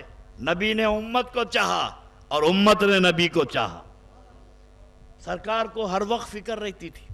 اب وارث کی خوبیاں مورث میں کیسے آتی ہیں. اللہ کے نبی میرے آقا نے تو کمال کر دیا. خود تو دعا کرتے تھے. حضرت علی شیر خدا کو حضرت عمر کو کہا کہ خرن میں میرا ایک عاشق رہتا ہے اویس, اسے جا کے میرا جبہ دینا اور کہنا کہ میری امت کی مغفرت کے لیے دعا کرے. اویس قرنی کے بعد جبہ لے کر حضرت علی شیر خدا اور حضرت عمر گئے. اویس کو پیش کیا. وہ جبہ لے کر حجرے میں گئے, غار میں گئے. کافی دیر ہوئی نہیں آئے تو حضرت علی نے کہا بھائی بہت دیر ہو گیا جا کے آیا نہیں, اندر چلو. اندر گئے تو دیکھا اویس قرنی کے ہاتھ میں حضور کا جبہ ہے اور سجدے میں سر ہے. اور یہ وہابی آئیڈیالوجی کہتی ہے کہ نبی کچھ کام نہیں آ سکتے. ارے عقل کے اندھو, علی شیر خدا جبہ لے جا رہے ہیں اور نبی کا جبہ دے رہے ہیں اویس قرنی کو. اویس قرنی نے حضور حضرت علی کو عمر کو آتا دیکھا تو سجدے سے سر اٹھایا, کہا اے علی اے عمر آپ لوگوں نے آنے میں جلدی کر دی. خدا کی قسم تھوڑی دیر اور رک جاتے تو میرے آقا کے جبے کے وسیلے سے ساری امت کی بخشش کروا لیتا. بولے اور صحابہ کا عقیدہ کیا ہے؟ نبی تو نبی, نبی کا جبہ بھی ذریعہ نجات ہے. یہ میرے آقا ہر وقت اپنی امت کی دستگیری فرماتے تھے. قربان جائیں, یہ وارث رسول ہیں. اللہ کے رسول نے امت کو گارنٹی دی اور غوث اعظم نے اپنے مریدوں کو گارنٹی دی. بالکل وہی مقام ہے. جو رسول بولے وہ غوث بولے. رسول نے امت کی مغفرت کی بات کی تو پیران پیر نے اپنے مریدوں کی بخشش کی بات کی. پیران پیر غوث اعظم محبوب سبحانی جب کمال پر آئے, اور کوئی پیر دعویٰ ہے سارے اولیاء اللہ سر آنکھوں پہ, ہر ایک کی عظمت اپنے سر جگہ پر, لیکن کسی ولی نے اپنے مرید کو گارنٹی نہیں دی. مرید ہو گئے کافی ہے, لیکن تنہا ذات ہے میرے غوث کی. قیامت تک کہ کسی ولی نے اپنے مریدوں کو کوئی شورٹی نہیں دی اور کسی پیغمبر نے شورٹی نہیں دی جتنا میرے نبی نے دی ہے, اور کسی ولی نے کوئی شورٹی نہیں دی جتنا میرے غوث نے دی ہے. رسول نے امت کی ضمانت لی ہے تو غوث اعظم فرماتے ہیں کہ مریدی لا تخف واشن فإنی عظوم قاتل عند القتال. اے مرید ڈر مت, اللہ میرا رب ہے جو تجھے چھیڑے دے گا, جو تجھے ستائے گا عبد القادر اسے دیکھ لے گا. بولے خدا کی قسم, اس لیے غوث اعظم کے غلام مزے میں رہتے ہیں. جو کوئی ہم کو چھیڑتا ہے بڑے پیر دیکھ لیتے ہیں, مگر نسبت ہو. یہ ہے غوث اعظم. خدا کی قسم بغداد کی سرزمین ہے. میرے نبی نے مردوں کو زندہ کیا ہے اور یہ مقام غوثیت ہے. بات اختتامی ختم کر رہا ہوں. جیسے راستے میں آج وہاں بھی کھڑے رہ کے پوچھتے نہیں قرآن میں کہاں ہیں. مدراس میں تقریر کر رہا تھا, ایک اہل حدیث چھٹی لکھا, مولانا یہ 11ویں کا کھانا 12ویں کا بہت کھلائے, اللہ کے نام پہ کھلاتے کیوں نہیں؟ اللہ کے نام پہ کھانا کیوں نہیں کھلاتے آپ لوگ؟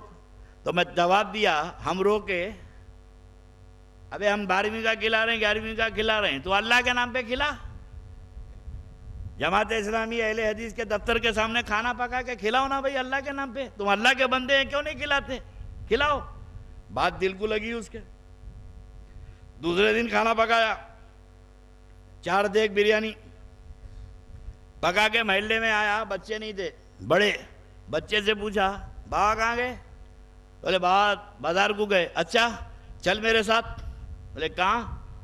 اللہ کے نام پہ کھانا کھا, اللہ کے نام کا کھانا کھا کے جا. تو بچہ نیچے سے اوپر تک دیکھا, دیکھ کے بولا کس کو کھلا رہا رے؟ اللہ کے نام کا کھانا میرے کو کھلا رہا, میرے گھر کو چل تیرے جیسے 36 کو کھلاتا ہوں. بولے ارے کیا پاسبل ہے یہ؟ ارے میرے کو فقیر سمجھا, بھکاری سمجھا, اللہ کے نام پہ کھلاتا. اللہ خود چاہتا ہے کہ اس کے محبوب کا لنگر چلتا رہے. بولنا اور ہے پیرانے پیر غوث اعظم دستگیر ہیں. بات ختم ہو رہی, ڈسٹرب مت کرو. میران پیر بغداد کی سرزمین ہے. آج گلی گلی جیسے وہابی پوچھ رہے ہیں قرآن میں کہاں ہیں, پہلے عیسائی پوچھتے تھے. یہودی, جو یہودیوں کی بولی تھی وہ ان کی ہو گئی. دو چار مولانا بغداد کی روڈ پہ جا رہے ہیں چہل قدمی کرنے کے لیے دجلہ کے کنارے, ادھر سے ایک دو عیسائی آ گئے, پادریاں, فادر بولتے نا, ہاں بغیر شادی کے فادر. شادی نہیں ہوتی فادر, بغیر شادی کے مدر. اب انہیں ماں کب بنی؟ مدر مدر مدر, شادیش نہیں بھی مدر کیسے ہوں گی؟ تو یہ آج تک مذہب سمجھ میں نہیں آیا. بغیر شادی کے فادر, بغیر شادی کے مدر, اور تبلیغ کر رہے ہیں عیسائیت کی. گرجا, گرجا گھر, گرجا. ابھی تو ہم بولے نہیں گرجا بول کے, جس دن بولیں گے بش بھی گرجا, اوباما بھی گرجا. اس لیے میں کہتا ہوں مسلمانوں, 11ویں شریف والوں, اتنا تو کر سکتے ہو, تم کو ایک دعا سکھا کے جاتا ہوں. جہاں امت مسلمہ کے لیے دعا کر رہے ہو, ایک دعا اور سیکھ لو. اللہ سے گڑ گڑا کے دعا کرو, اے اللہ کسی گورے کو توفیق عطا فرما اوباما کو مار ڈالے. کوئی گورا امریکہ کے صدر اوباما کو گولی مار ڈالے, یہ دعا کرو. جس دن کوئی گورا اس کو گولی مارے گا تو پورے امریکہ کے کالے چن چن کے گوروں کو کاٹ ڈالیں گے. بھائی کچھ تو نہیں کر سکتے, اتنا تو دعا کر لو. قتل عام ہوگا امریکہ میں, اور گھس کے لگانے کو کوئی گورا نہیں دکھے گا, کالے اتنے بھاری پڑ جائیں گے. بغداد کی سرزمین ہے. اپنی تقریر کے اختتام پہ آ رہا ہوں. محی الدین جیلانی ہے, خدا کی قدرت کا اعلیٰ کرشمہ ہے. وہ قدرت کاملہ اللہ نے غوث کو عطا فرمائی ہے. اب وہ مظاہرہ ہے, دین بچانا ہے, دین مصطفیٰ میں زندگی ڈالنا ہے. دو مولوی ادھر سے آئے, دو عیسائی ادھر سے آئے, رستے میں بات چیت ہوئی. عیسائیوں نے پوچھا, بھائی آپ کے مولانا لوگ گلے پھاڑ پھاڑ کے بولتے کہ عیسیٰ علیہ السلام سے افضل ہے, آپ کے نبی موسیٰ سے افضل ہیں. بولے بے شک نبیوں کے سردار ہیں. بولے بھائی تمہارے قرآن میں خود لکھا ہے کہ عیسیٰ مسیح مردوں کو زندہ کرتے تھے. اگر تمہارے پیغمبر نے کوئی مردے کو زندہ کیا تو بتاؤ, قرآن میں بتاؤ. تو مولانا صاحب بولے دیکھیے حدیث شریف میں ہونے والا, حدیث نہیں قرآن میں بتاؤ کہ تمہارے نبی نے کوئی مردے کو زندہ کیا ہے. اب ادھر سے 4 مولوی, ادھر سے 4 عیسائی, مجمع آتے آتے لاکھوں کا ہو گیا. اور عیسائی ڈنکے کی چوٹ بول رہے ہیں, مسلمانوں عیسائی ہو جاؤ, کہ تمہارے قرآن میں تو عیسیٰ کا مرتبہ بیان ہوا ہے, تم کیسے سید الانبیاء کہتے ہو؟ ارے تمہارے نبی نے تو کوئی مردے کو زندہ ہی نہیں کیا, اگر کیا تو قرآن میں بتاؤ. اب یہ لوگ حدیث بول رہے ہیں, انہیں قرآن بول رہا, بات جم رہی نہیں. مسلمان لاجواب ہو گئے. بڑے بڑے مفتی دارالافتاء سے اٹھ کے آ گئے مناظرے میں, مگر جواب نہیں دے سک رہے ہیں. جب اسلام کی عظمت خطرے میں پڑی تو لوگ غوث اعظم کے پاس آئے کہ یا غوث, نانا کا دین خطرے میں ہے, اٹھیے بچائیے, اٹھیے بچائیے. پیرانے پیر چلے, مجمع ہٹا, عیسائی علماء سامنے کھڑے ہیں, یہودی. فرمایا کیا بات ہے, کیا بات ہے, سوال کیا ہے؟ بولے عبد القادر صبح سے شام ہو گئی, ایک ہی سوال ہے کہ آپ کے پیغمبر نے مردے کو زندہ کیا ہے تو قرآن سے بتاؤ. یہ جواب نہیں دے سک رہی ہے آپ کی قوم. میرے غوث نے کہا میرے پیغمبر تک کہاں جا رہے ہو؟ ارے میرے نبی تک کہاں جا رہے ہو؟ میرے بارے میں تمہارا کیا خیال ہے؟ اے عیسائیوں, اے یہودیوں, میرے بارے میں کیا خیال ہے؟ بولے عبد القادر ہم آپ کو پہچانتے ہیں. بولے میں نبی نہیں ہوں, میرے نبی کے گھرانے کا ایک فرد ہوں اور میرے نبی کا ایک امتی ہوں. ارے میرے آقا تک کہاں جاتے ہو؟ عبد القادر مردوں کو زندہ کرتا ہے. میں مردوں کو زندہ کرتا ہوں. بتا کس مردے کو زندہ کروں؟ پورے عیسائی لاجواب ہو گئے. غوث اعظم کو لے گئے بغداد کے ایک پرانے قبرستان میں, اور ایک پرانی قبر کو بتا کے جو 200 سال پہلے کی قبر تھی, بولے عبد القادر اس قبر کے مردے کو زندہ کر دو. تو غوث اعظم نے قبر کی طرف دیکھا, دیکھ کے فرمایا اس قبر میں ایک قوال ہے, یہ ایک قوال کی قبر ہے, اگر تم چاہو تو گاتا ہوا اٹھا دوں, تم چاہو تو گاتا ہوا اٹھا دوں. بولے عبد القادر جیسے چاہے زندہ کرو, پر زندہ ہونا ہے مردہ, اور ثابت کر دو کہ تمہارا نبی کا دین سچا ہے اور تمہارے نبی کے سردار ہیں, نبیوں کے سردار ہیں. پیرانے پیر قبر کی طرف دیکھے, پھر عیسائیوں کی طرف دیکھے, فرمایا اچھا یہ بتاؤ عیسیٰ علیہ السلام کیا کہتے تھے جو مردے زندہ ہوتے تھے؟ کیا کہہ کر مردوں کو زندہ کرتے تھے؟ تو عیسائی عالم نے کہا عبد القادر آپ کے قرآن میں خود لکھا ہے, عیسیٰ کہتے تھے قم بِإِذْنِ اللہ, اللہ کے حکم سے زندہ ہو جا, تو مردے زندہ ہو جاتے تھے. یہ تو قرآن میں ہے قم بِإِذْنِ اللہ. تو غوث اعظم نے خبر کی طرف دیکھ کے فرمایا وہ عیسیٰ تھے جو قم بِإِذْنِ اللہ کہتے تھے. قبر کی طرف دیکھ کے فرمایا عبد القادر کے حکم سے زندہ ہو جا.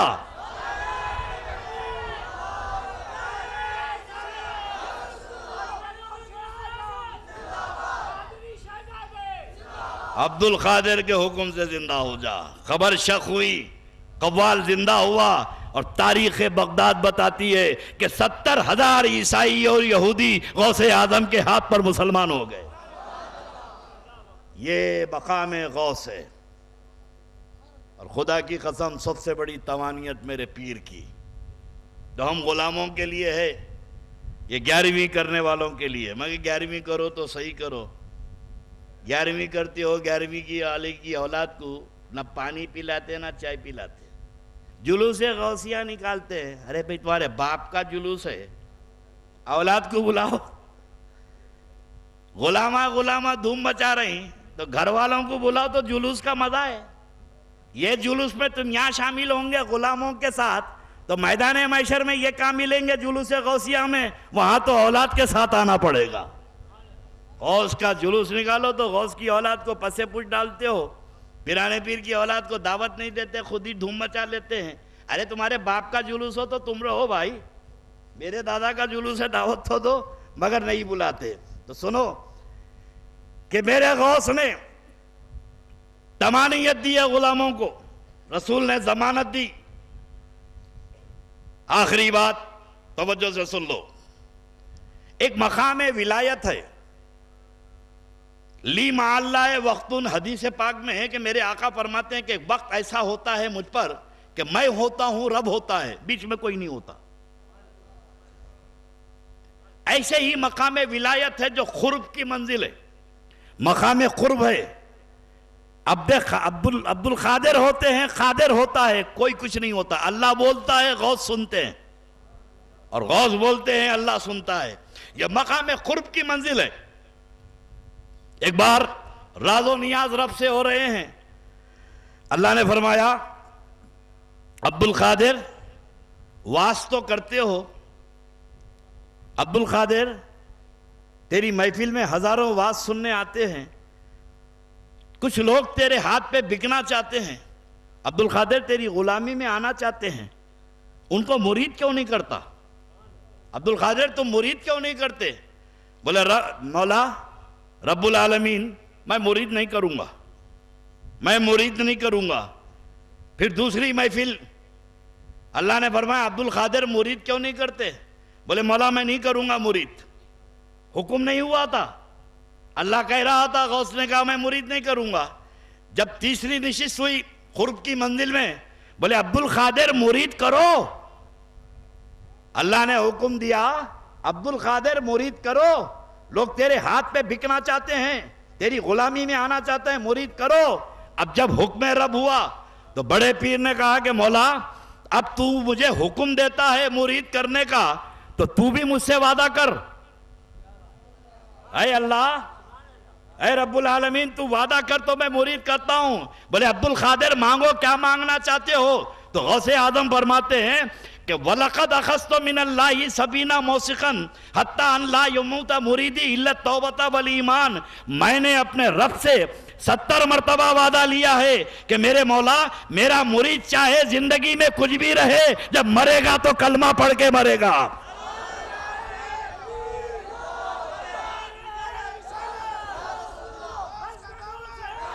جب مرے گا تو ایمان پہ مرے گا. رسول نے ضمانت دی تھی امت کو، اور غوث نے بشارت دی ہے غلاموں کو. یا غوث، آپ کا مرید جاہل جسے کلمہ پڑھنا نہیں آتا، میرے پیر وہ کیسے پڑھے گا؟ اور وہ کیسے معلوم ہوگا کہ آپ کا مرید کہاں پر ہے؟ تو میرے آقا فرماتے ہیں کہ اِنَّا یَدِی عَلَىٰ رَأْسِ مُرِیدِی کَالسَّمَاءِ عَلَى الْأَرْضِ، کہ میرا ہاتھ میرے مرید کے سر پہ ایسا ہے جیسے زمین پر آسمان ہے. جہاں بھی میرا مرید ہے عبد القادر کے ہاتھ کے نیچے ہے. بولے اسے کلمہ پڑھنا آئے یا نہ آئے، یہ جب مرے گا، جب یہ نزا میں ہوگا تو عبد القادر آئے گا اور اسے کلمہ پڑھا کے چلا جائے گا.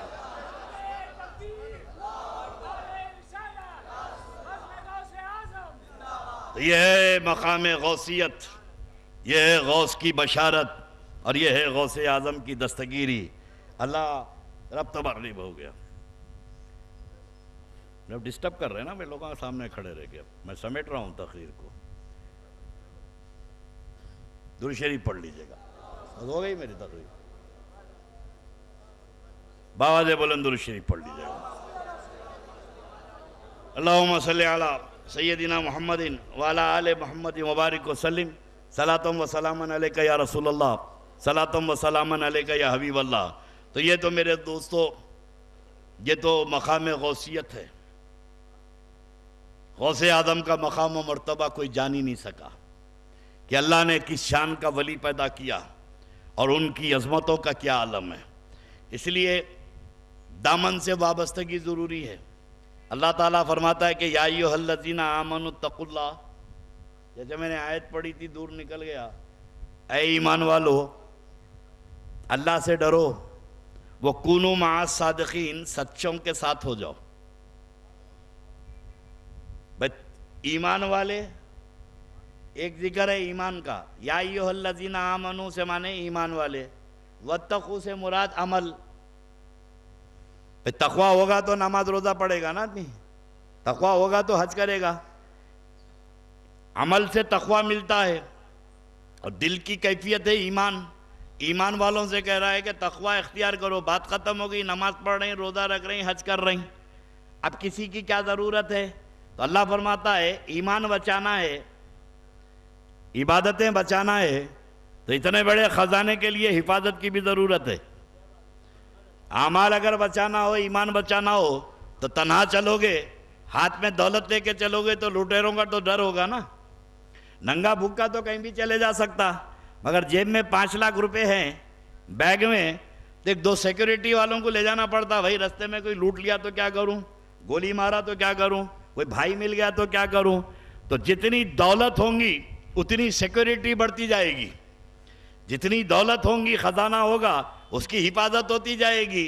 چھوٹے موٹے بینک میں ایک سنتری کام کرتا ہے، ریزرو بینک میں لائن لگی ہوئی ہے گن مینوں کی. کیوں؟ خزانہ بہت بڑا ہے. جتنا خزانہ ہوگا اتنی حفاظت کی ضرورت. اب تمہارے پاس ایمان کا خزانہ ہے، تمہارے پاس اعمال کا خزانہ ہے، تمہارے پاس اہل بیت کی محبت کا خزانہ ہے، تمہارے پاس صحابہ کی عظمت کا خزانہ ہے، اور تمہارے پاس ولایت کا سہارا، یہ بھی خزانہ ہے. تو ظاہر ہے کہ ان خزانوں کے تاک میں تو لٹیرے لگے ہوئے ہیں، کہیں یہ خزانے پہ ڈوٹ رہے ہیں، کہیں وہ خزانے پہ ڈاکہ ڈال رہے ہیں. اب اس کو بچانا ہے لٹیروں سے، تو لٹیروں سے بچی اسی وقت سکتا ہے جب اچھوں کے ساتھ ہو جائیں گے، جب اللہ کے محبوب کے بندوں کے ساتھ ہو جائیں گے. اب حقیقت یہ ہے میرے دوستو، حیدرآباد کے ایک بزرگ تھے، ولی تھے، مذوق تھے. ایک صاحب ان کو دکان میں لا کے بٹھائے، تلتلاتی دھوپ میں حضرت جا رہے تھے، روڈ پہ لا کے بٹھا لیے.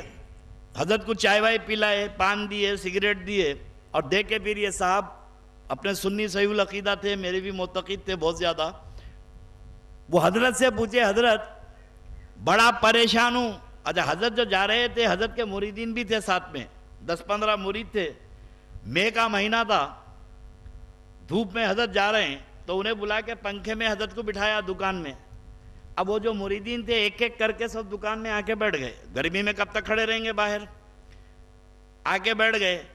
انہیں پوچھا حضرت وہاں کیا ہوگا سمجھ میں نہیں آ رہا. تو پوچھے کہاں کدھر؟ بولے وہاں کچھ سمجھ میں نہیں آ رہا کیا ہوگا. تو حضرت ایک کش مار کے بولے دکان میں کس کو بلایا تھا تو؟ دکان میں کس کو بلایا تھا؟ تو بولے حضرت دکان میں آپ کو بلایا تھا. تو بولے یہ لوگ بھی آ گئے نا، یہ لوگ آ گئے، ان کو کیوں نہیں نکالا؟ بولے کیسا نکالوں، آپ کے ساتھ ہے نا، آپ کے ساتھ ہے، ان کو کیسے نکالوں؟ تو بولے میاں مسئلہ اتنا ہی ہے، مسئلہ اتنا ہی ہے. ارے جانا کہاں ہے رے، جانے والوں کے ساتھ ہو جانا ہے. بولے میدان محشر میں غوث کے غلام، خواجہ کے غلام راستہ دیکھتے ہوں گے. جب ہمارے سرکاراں جا رہے ہیں تو ہم بھی پیچھے پیچھے چلے جائیں گے. اس لیے کہ جنت میں جانے کا کون سا کام کرے ہیں ہم کو جانا نہیں ہے، جانے والوں کا دامن پکڑ کے چلے جانا ہے. اس لیے اللہ نے کہا وہ کونوا مع صادقین، جا نہیں سکتے تو جانے والوں کے ساتھ تو رہ سکتے ہو، جاؤ ان کے ساتھ پیچھے پیچھے چلو. ارے نادان، جب تو میری وجہ سے ان کو نہیں نکالا تو غوث اعظم کی وجہ سے تجھے کیسے نکالے گا، خواجہ کے وجہ سے تجھے کیسے نکالے گا. جو غوث جائیں گے تو غلام بھی دامن پکڑ کے چلے جائیں گے. وَكُونُوا مَعَ الصَّادِقِينَ، اچھوں کے ساتھ ہو جاؤ. در پہ پڑے رہنے میں بڑی آسانی ہے. اس لیے فاضل بریلی حضرت مولانا شاہ احمد رضا خان رحمۃ اللہ علیہ نے در کی بڑی اچھی تشریح کی ہے اور در بتا دیے. در کیا ہے؟ یا غوث تجھ سے در سے سک سے ہے مجھ کو نسبت. پیرانے پیر آپ کے دروازے پہ کتا ہے، در پہ کتا ہے، اور آپ سے آپ کا در ہے، در پہ کتا ہے، اور احمد رضا خان کو درس کے کتے سے نسبت ہے. تجھ سے در سے سک سے ہے مجھ کو نسبت، میرے گلے میں بھی ہے دور کا ڈورا تیرا. اس نشانی کے جو سگ ہیں نہیں مارے جاتے. خدا کی قسم غلامی کا پٹا پڑا رہیں گا. اور یاد رکھنا پیری مریدی اس لیے ضروری ہے. ایک لوگ بولتے ہیں کیا ضرورت ہے مرید ہونے کی؟ تو غوث اعظم کو کیا ضرورت تھی؟ غریب نواز کو کیا ضرورت تھی؟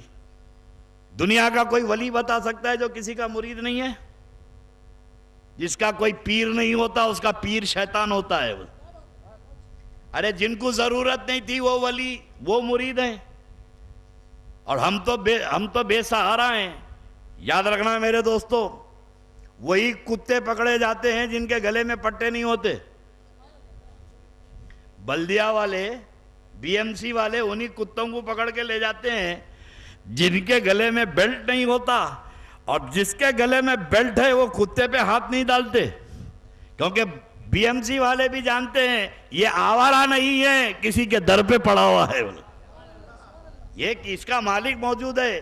تو آج کے زمانے میں یہ بدعقیدہ لوگ نکل رہے ہیں جو تمہارے ایمان پہ ڈاکہ ڈالنے کے لیے نکل رہے ہیں. بلائیں نکلتی ہیں، شیاطین نکلتے ہیں تو اس گھر میں داخل ہو جاتے ہیں جس گھر میں کسی کا پٹا پڑا نہیں رہتا ہے.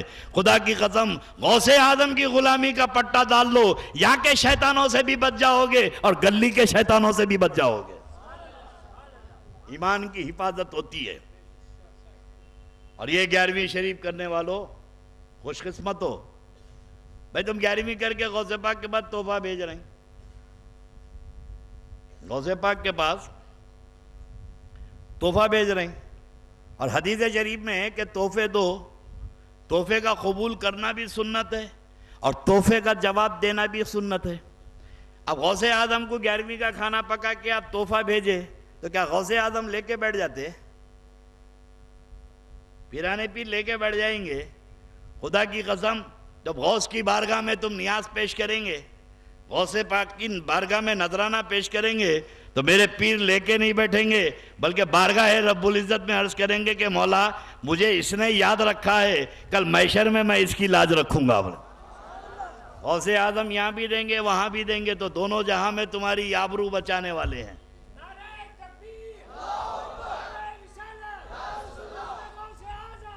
یہ نظر و نیاز، یہ نظر و نیاز میں بارہ بولا، بمبئی کے لوگ سدھرتے نہیں، کئی سال تک بولا 11ویں شریف تو کرتے ہیں، بڑے بڑے لوگ ہیں یہاں مہمانہ بیٹھے ہوئے ہیں 11ویں کرنے والے، ارے بولے واہ بہت بڑی 11ویں کرتے ہیں، بولے کون کھاتے؟ مولانا لوگ آتے ہیں کھاتے ہیں چلے جاتے ہیں، یہاں بھی مولانا کھاتے، زکوٰۃ بھی انہوں کھاتے، فطرہ بھی انہوں کھاتے، چرم قربانی بھی یہی کھاتے، تو 11ویں کا بھی انہوں کھاتے۔ ارے 11ویں کرنا ہے تو خدا کی قسم غوث کی 11ویں کرتا ہو تو پہلے خاندان غوث کو دسترخوان پہ بٹھا، پیرانے پیر کے خاندان کو پہلے دسترخوان پہ بٹھا۔ اگر کسی سید زادہ تیری دسترخوان پہ بیٹھ کے 11ویں کا کھانا کھا رہا ہے تو یقیناً تیری 11ویں قبول ہو جائے گی۔ ہر وقت غلاموں کو کھلا کے کیا مستی کر رہا ہے؟ اولاد کو کھلا، حسنی سید ہو یا حسینی سید ہو، جس دسترخوان پر آل رسول فاتحہ کے نیاز کے نہیں ہوتے ہیں، میرا دعویٰ ہے وہ فاتحہ قبول نہیں ہوتی۔ اولاد کو پانی نہیں پلاتا، پبلک کو کھانا کھلاتا، تو یہ میں صحیح تم کو فکر دے رہا ہوں۔ اس میں یقیناً یہاں کے مولوی بہت چیخ رہے ہیں میرے پیچھے، ارے ہنگامہ کر رہے ہیں، کیا بول رہے ہیں، ان کو کیا پریشانی ہے، ان کی روٹی روزی بن ہو رہی۔ پبلک کو جس دن معلوم ہو جائے گا کہ بھئی رسول غوث کو خوش کرنا ہو تو گھر والوں کو کہے تیرے باپ کی فاتحہ ہے ان کو کھلا، غوث کی فاتحہ ہے تو اولاد کو کھلا، امام حسین کا شربت ہے تو آل رسول کو پلا۔ یہ کیا بات ہے کہ نبی حسین کا شربت بنتا ہے اور کسی سید زادے کے سامنے پیش نہیں ہوتا؟ یہ سب ڈھونگ ہے۔ حقیقی محبت وہی ہے کہ جو نبی سے محبت کرتا ہے وہ آل نبی سے محبت کرتا ہے۔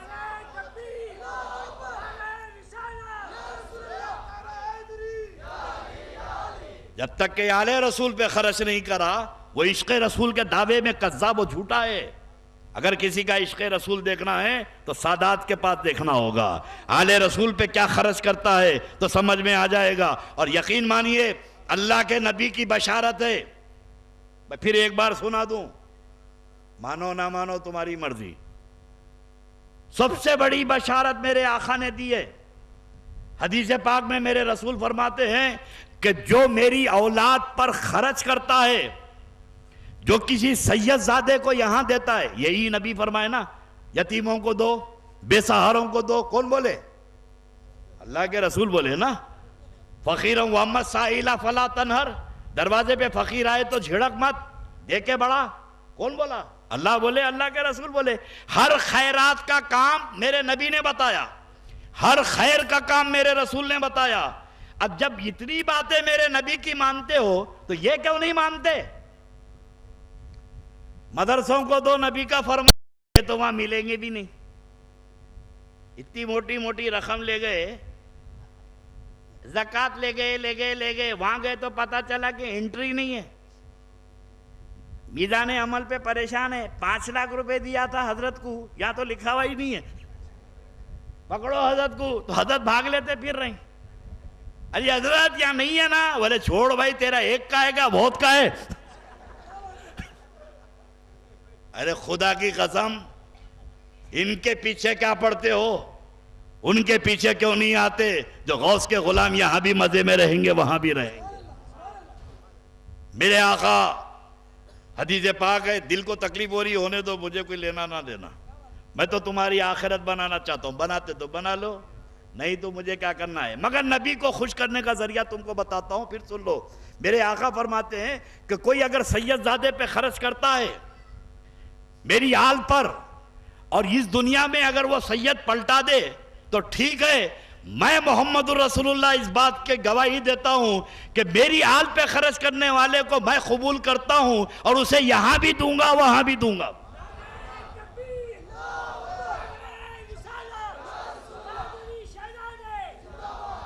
نبی تک پہنچنا ہو، اللہ تک پہنچنا ہو تو اللہ کے بندوں کو دو، اور نبی کو تک پہنچنا ہو تو آل رسول کو دو۔ خدمت سادات سب سے بڑی دولت ہے، اور یاد رکھنا میرے مصطفیٰ ادھار نہیں رکھتے. میرے آقا ادھار رکھو گے تمہارا؟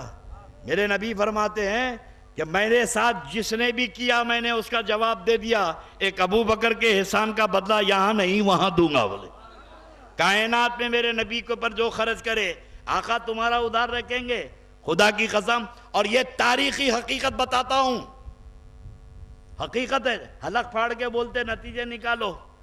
جنید بغدادی آل رسول پہ ٹائٹل کو قربان کر دیے سید زادے پر، تو میرے آقا خواب میں تشریف لائے، فرمایا جنید تو نے میری آل پہ اپنی عزت کو قربان کر دیا، یہ اعزاز جاتا ہے تو جا، محمد رسول اللہ قیامت تک تجھے ولیوں کا سردار بناتا ہے.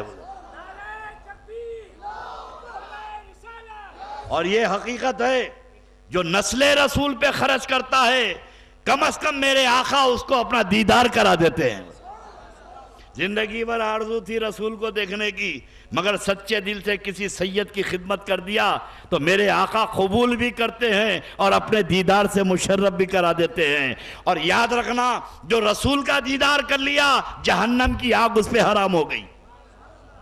یہ دولت ہے، اور یہ دولت نسل رسول پہ خرچ کرنے سے ملتی ہے.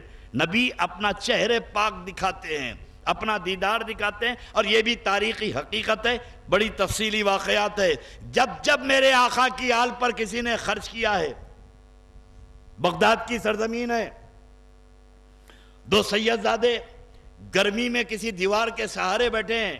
ایک مسلمان سیٹ تھا، بہت بڑا رئیس تھا، دولت مند مسلمان، دن میں انہیں سو رہا تھا، قیلولہ کر رہا تھا.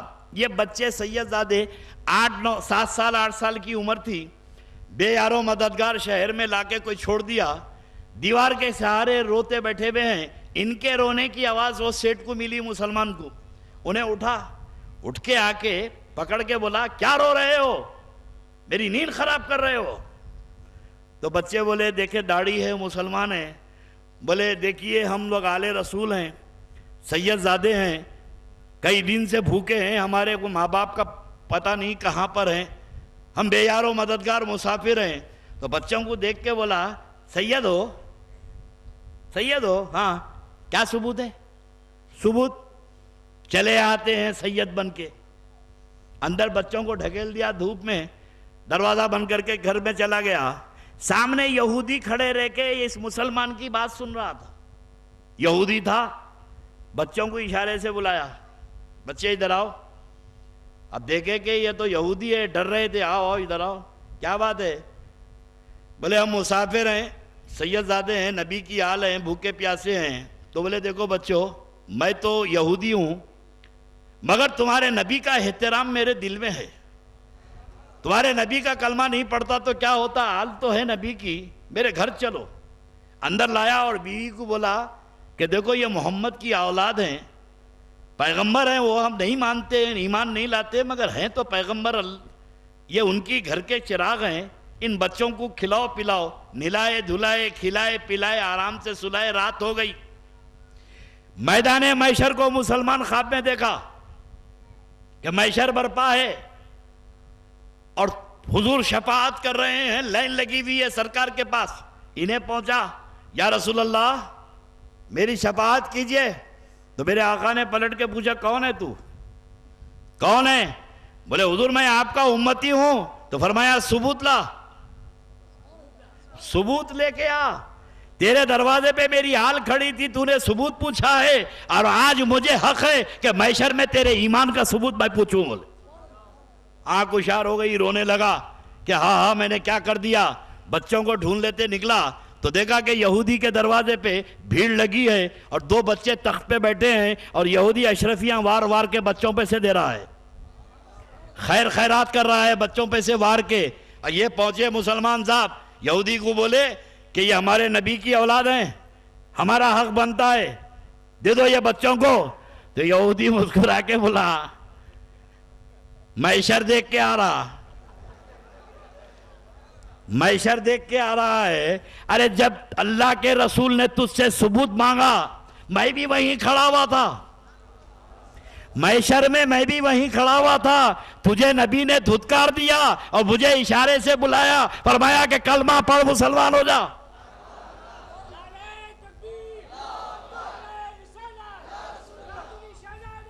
یہ ہے نسل رسول پہ انفاق کا، یہ گارنٹی ہے میرے آقا علیہ السلام۔ آخرت بناؤ، جن کو دینا ہے زکوٰۃ ان کو زکوٰۃ دو، مستحقین تک زکوٰۃ پہنچاؤ، لیکن عقل حلال کی کمائی کہ سادات کو جب دو گے تو یہ تو گندا پیسہ تو دے نہیں سکتے، وہاں تو پاک پیسہ دینا ہے، اس لیے کہ یہ نبی کی نظر ہے، یہ آقا کی نظر ہے۔ اللہ رب تبارک و تعالی آپ کو ہم کو غوث اعظم کی سچی غلامی عطا فرمائے، مولا پیرانے پیر کے سائے میں یہاں بھی رکھے اور پیرانے پیر کے سائے میں وہاں بھی حشر فرمائے۔ کون بنا رہے ہیں؟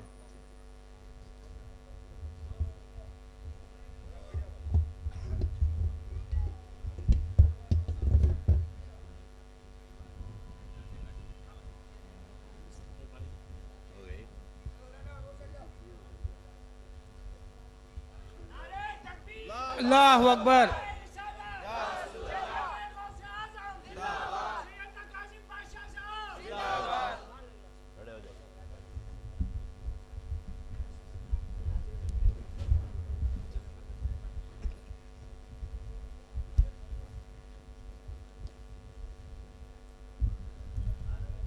یا نبی سلام علیکہ،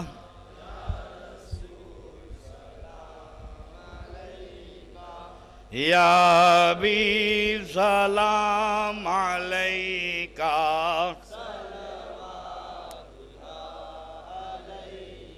طلع البدر علینا من ثنیات الوداع وجب شکر علینا ما دعا للہ داعی۔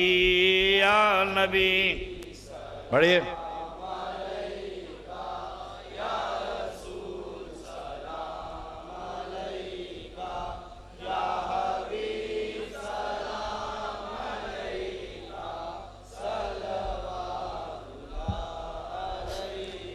حبیبی یا رسول اللہ، مصطفیٰ خیر الورا ہو، خلق کے حاجت روا ہو، اپنے اچھوں کا تصدق ہم بروں کا بھی بھلا ہو۔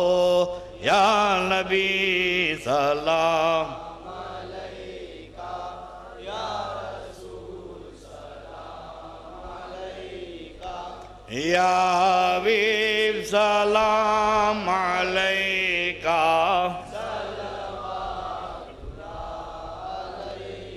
الصلاۃ والسلام علیکہ یا رسول اللہ، الصلاۃ والسلام علیکہ یا نبی اللہ، الصلاۃ والسلام علیکہ یا حبیب اللہ، وعلی آلکہ و صحابکہ یا رسول اللہ۔ قابل مبارکباد ہے، پوسٹر میں تو چھپا کہ من جانب مریدین کاظم پاشا قادری، ایک ٹوٹل کا ٹوٹل مریدین کا نہیں ہے، مریدین کا بھی ہے، محبین کا بھی ہے، میرے چاہنے والوں کی طرف سے بھی ہے۔ اللہ رب تبارک و تعالی مریدین اور محبین جو عاشقین ہیں میرے کیا ہیں بھائی، میں گناہگار آدمی ہوں، یہ لوگ مجھے چاہتے نہیں ہیں، میرے خون سے محبت کرتے ہیں، میرے بلڈ سے محبت کرتے ہیں، سامنے میں ہوں، غوث اعظم سے ان کا تعلق ہے۔ اللہ رب تبارک و تعالیٰ ان کی خدمت کو قبول فرما لے۔ جن لوگوں نے رات بار خصوصاً محبوب علی اور ان کے رفقا اقبال اور ہمارے انور میاں، یہ جتنے ہیں بچو بھائی کی سرپرستی میں، یہ یاسین وغیرہ، یہ پورے رات دن لگے ہیں، اللہ ان کی خدمت کو قبول فرما لے۔ اور یہ پورے ماہین کے مجاہدین بچے ہیں، بڑا جذبہ ہے ان میں، انہوں نے کام کیا ہے، مولا تیرے محبوب کا جشن انہوں نے کیا ہے، ان کی زندگی میں جشن کر دے، مولا ان کے گھروں کو آباد فرما دے، ان کے سروں پہ والدین کے سائے کو قائم رکھے، مولا ان کا ہر گھڑی کامیاب رہے، ان کی ہر ساعت کامیاب رہے، مولا ان پر خیر کے دروازے کھول دے، ہم سب پہ فضل کے دروازے کھول دے، ہم سب پہ کرم کے دروازے کھول دے، مولا زندہ رہیں تو غوث کے غلام بنا کر رکھ، اور قیامت پہ اٹھا تو ان کے غلاموں میں حشر فرما دے، مولا ہم سب کو ایک بنا دے، ہم سب کو نیک بنا دے۔ جن لوگوں نے مجھ سے دعاؤں کے لیے کہا ہے مولا تو علیم و خبیر ہے، ان کی دعاؤں کو قبول فرما لے، بے اولاد کو اولاد والا بنا دے، جن کی اولاد ہے انہیں نیک اور صالح بنا دے، جو کاروبار کر رہے ہیں مولا ان کے کاروبار میں برکت عطا فرما، ان کے رزق میں برکت عطا فرما، ہر بلا و آفات سے محفوظ و معمون فرما دے، پریشان حال لوگوں کی پریشانیوں کو دور فرما دے، جو مقروض ہے مولا انہیں قرض سے چھٹکارا دلا دے، جو بچیاں رشتے کے لائق بیٹھی ہیں مولا ان کا نیک نصیبہ فرما دے، ان کے گھروں کو آباد فرما دے، ہم سب پر فضل کر دے، ہم سب کو ایک کر دے، ہم سب کو نیک کر دے، صلی اللہ تعالیٰ علی خیر خلق محمد وآلہ وصحبہ اجمعین برحمتک یا ارحم الراحمین۔ جو حضرات جو یہاں پر سلسلے کے لوگ مریدین ہیں، یہاں ٹوپیاں انور میاں لے کر آئے ہیں، یہ سلسلے کا تاج ہے۔ اب بتائیے گوا سے بیٹھا ہوا ہے، میں ٹوپی دیکھ کے سمجھ گیا مرید بیٹھا ہوا ہے۔ تو آپ حضرات یہ سلسلے کی شناخت جو اہل سلسلہ ہیں، جو دامن سے وابستہ ہیں، ٹوپیاں خریدیجئے اور یہ ضرور ٹوپی پہنیے تاکہ کہیں پر بھی نظر آئے تو دور سے میں پہچان لوں کہ میرا مرید بیٹھا ہوا ہے۔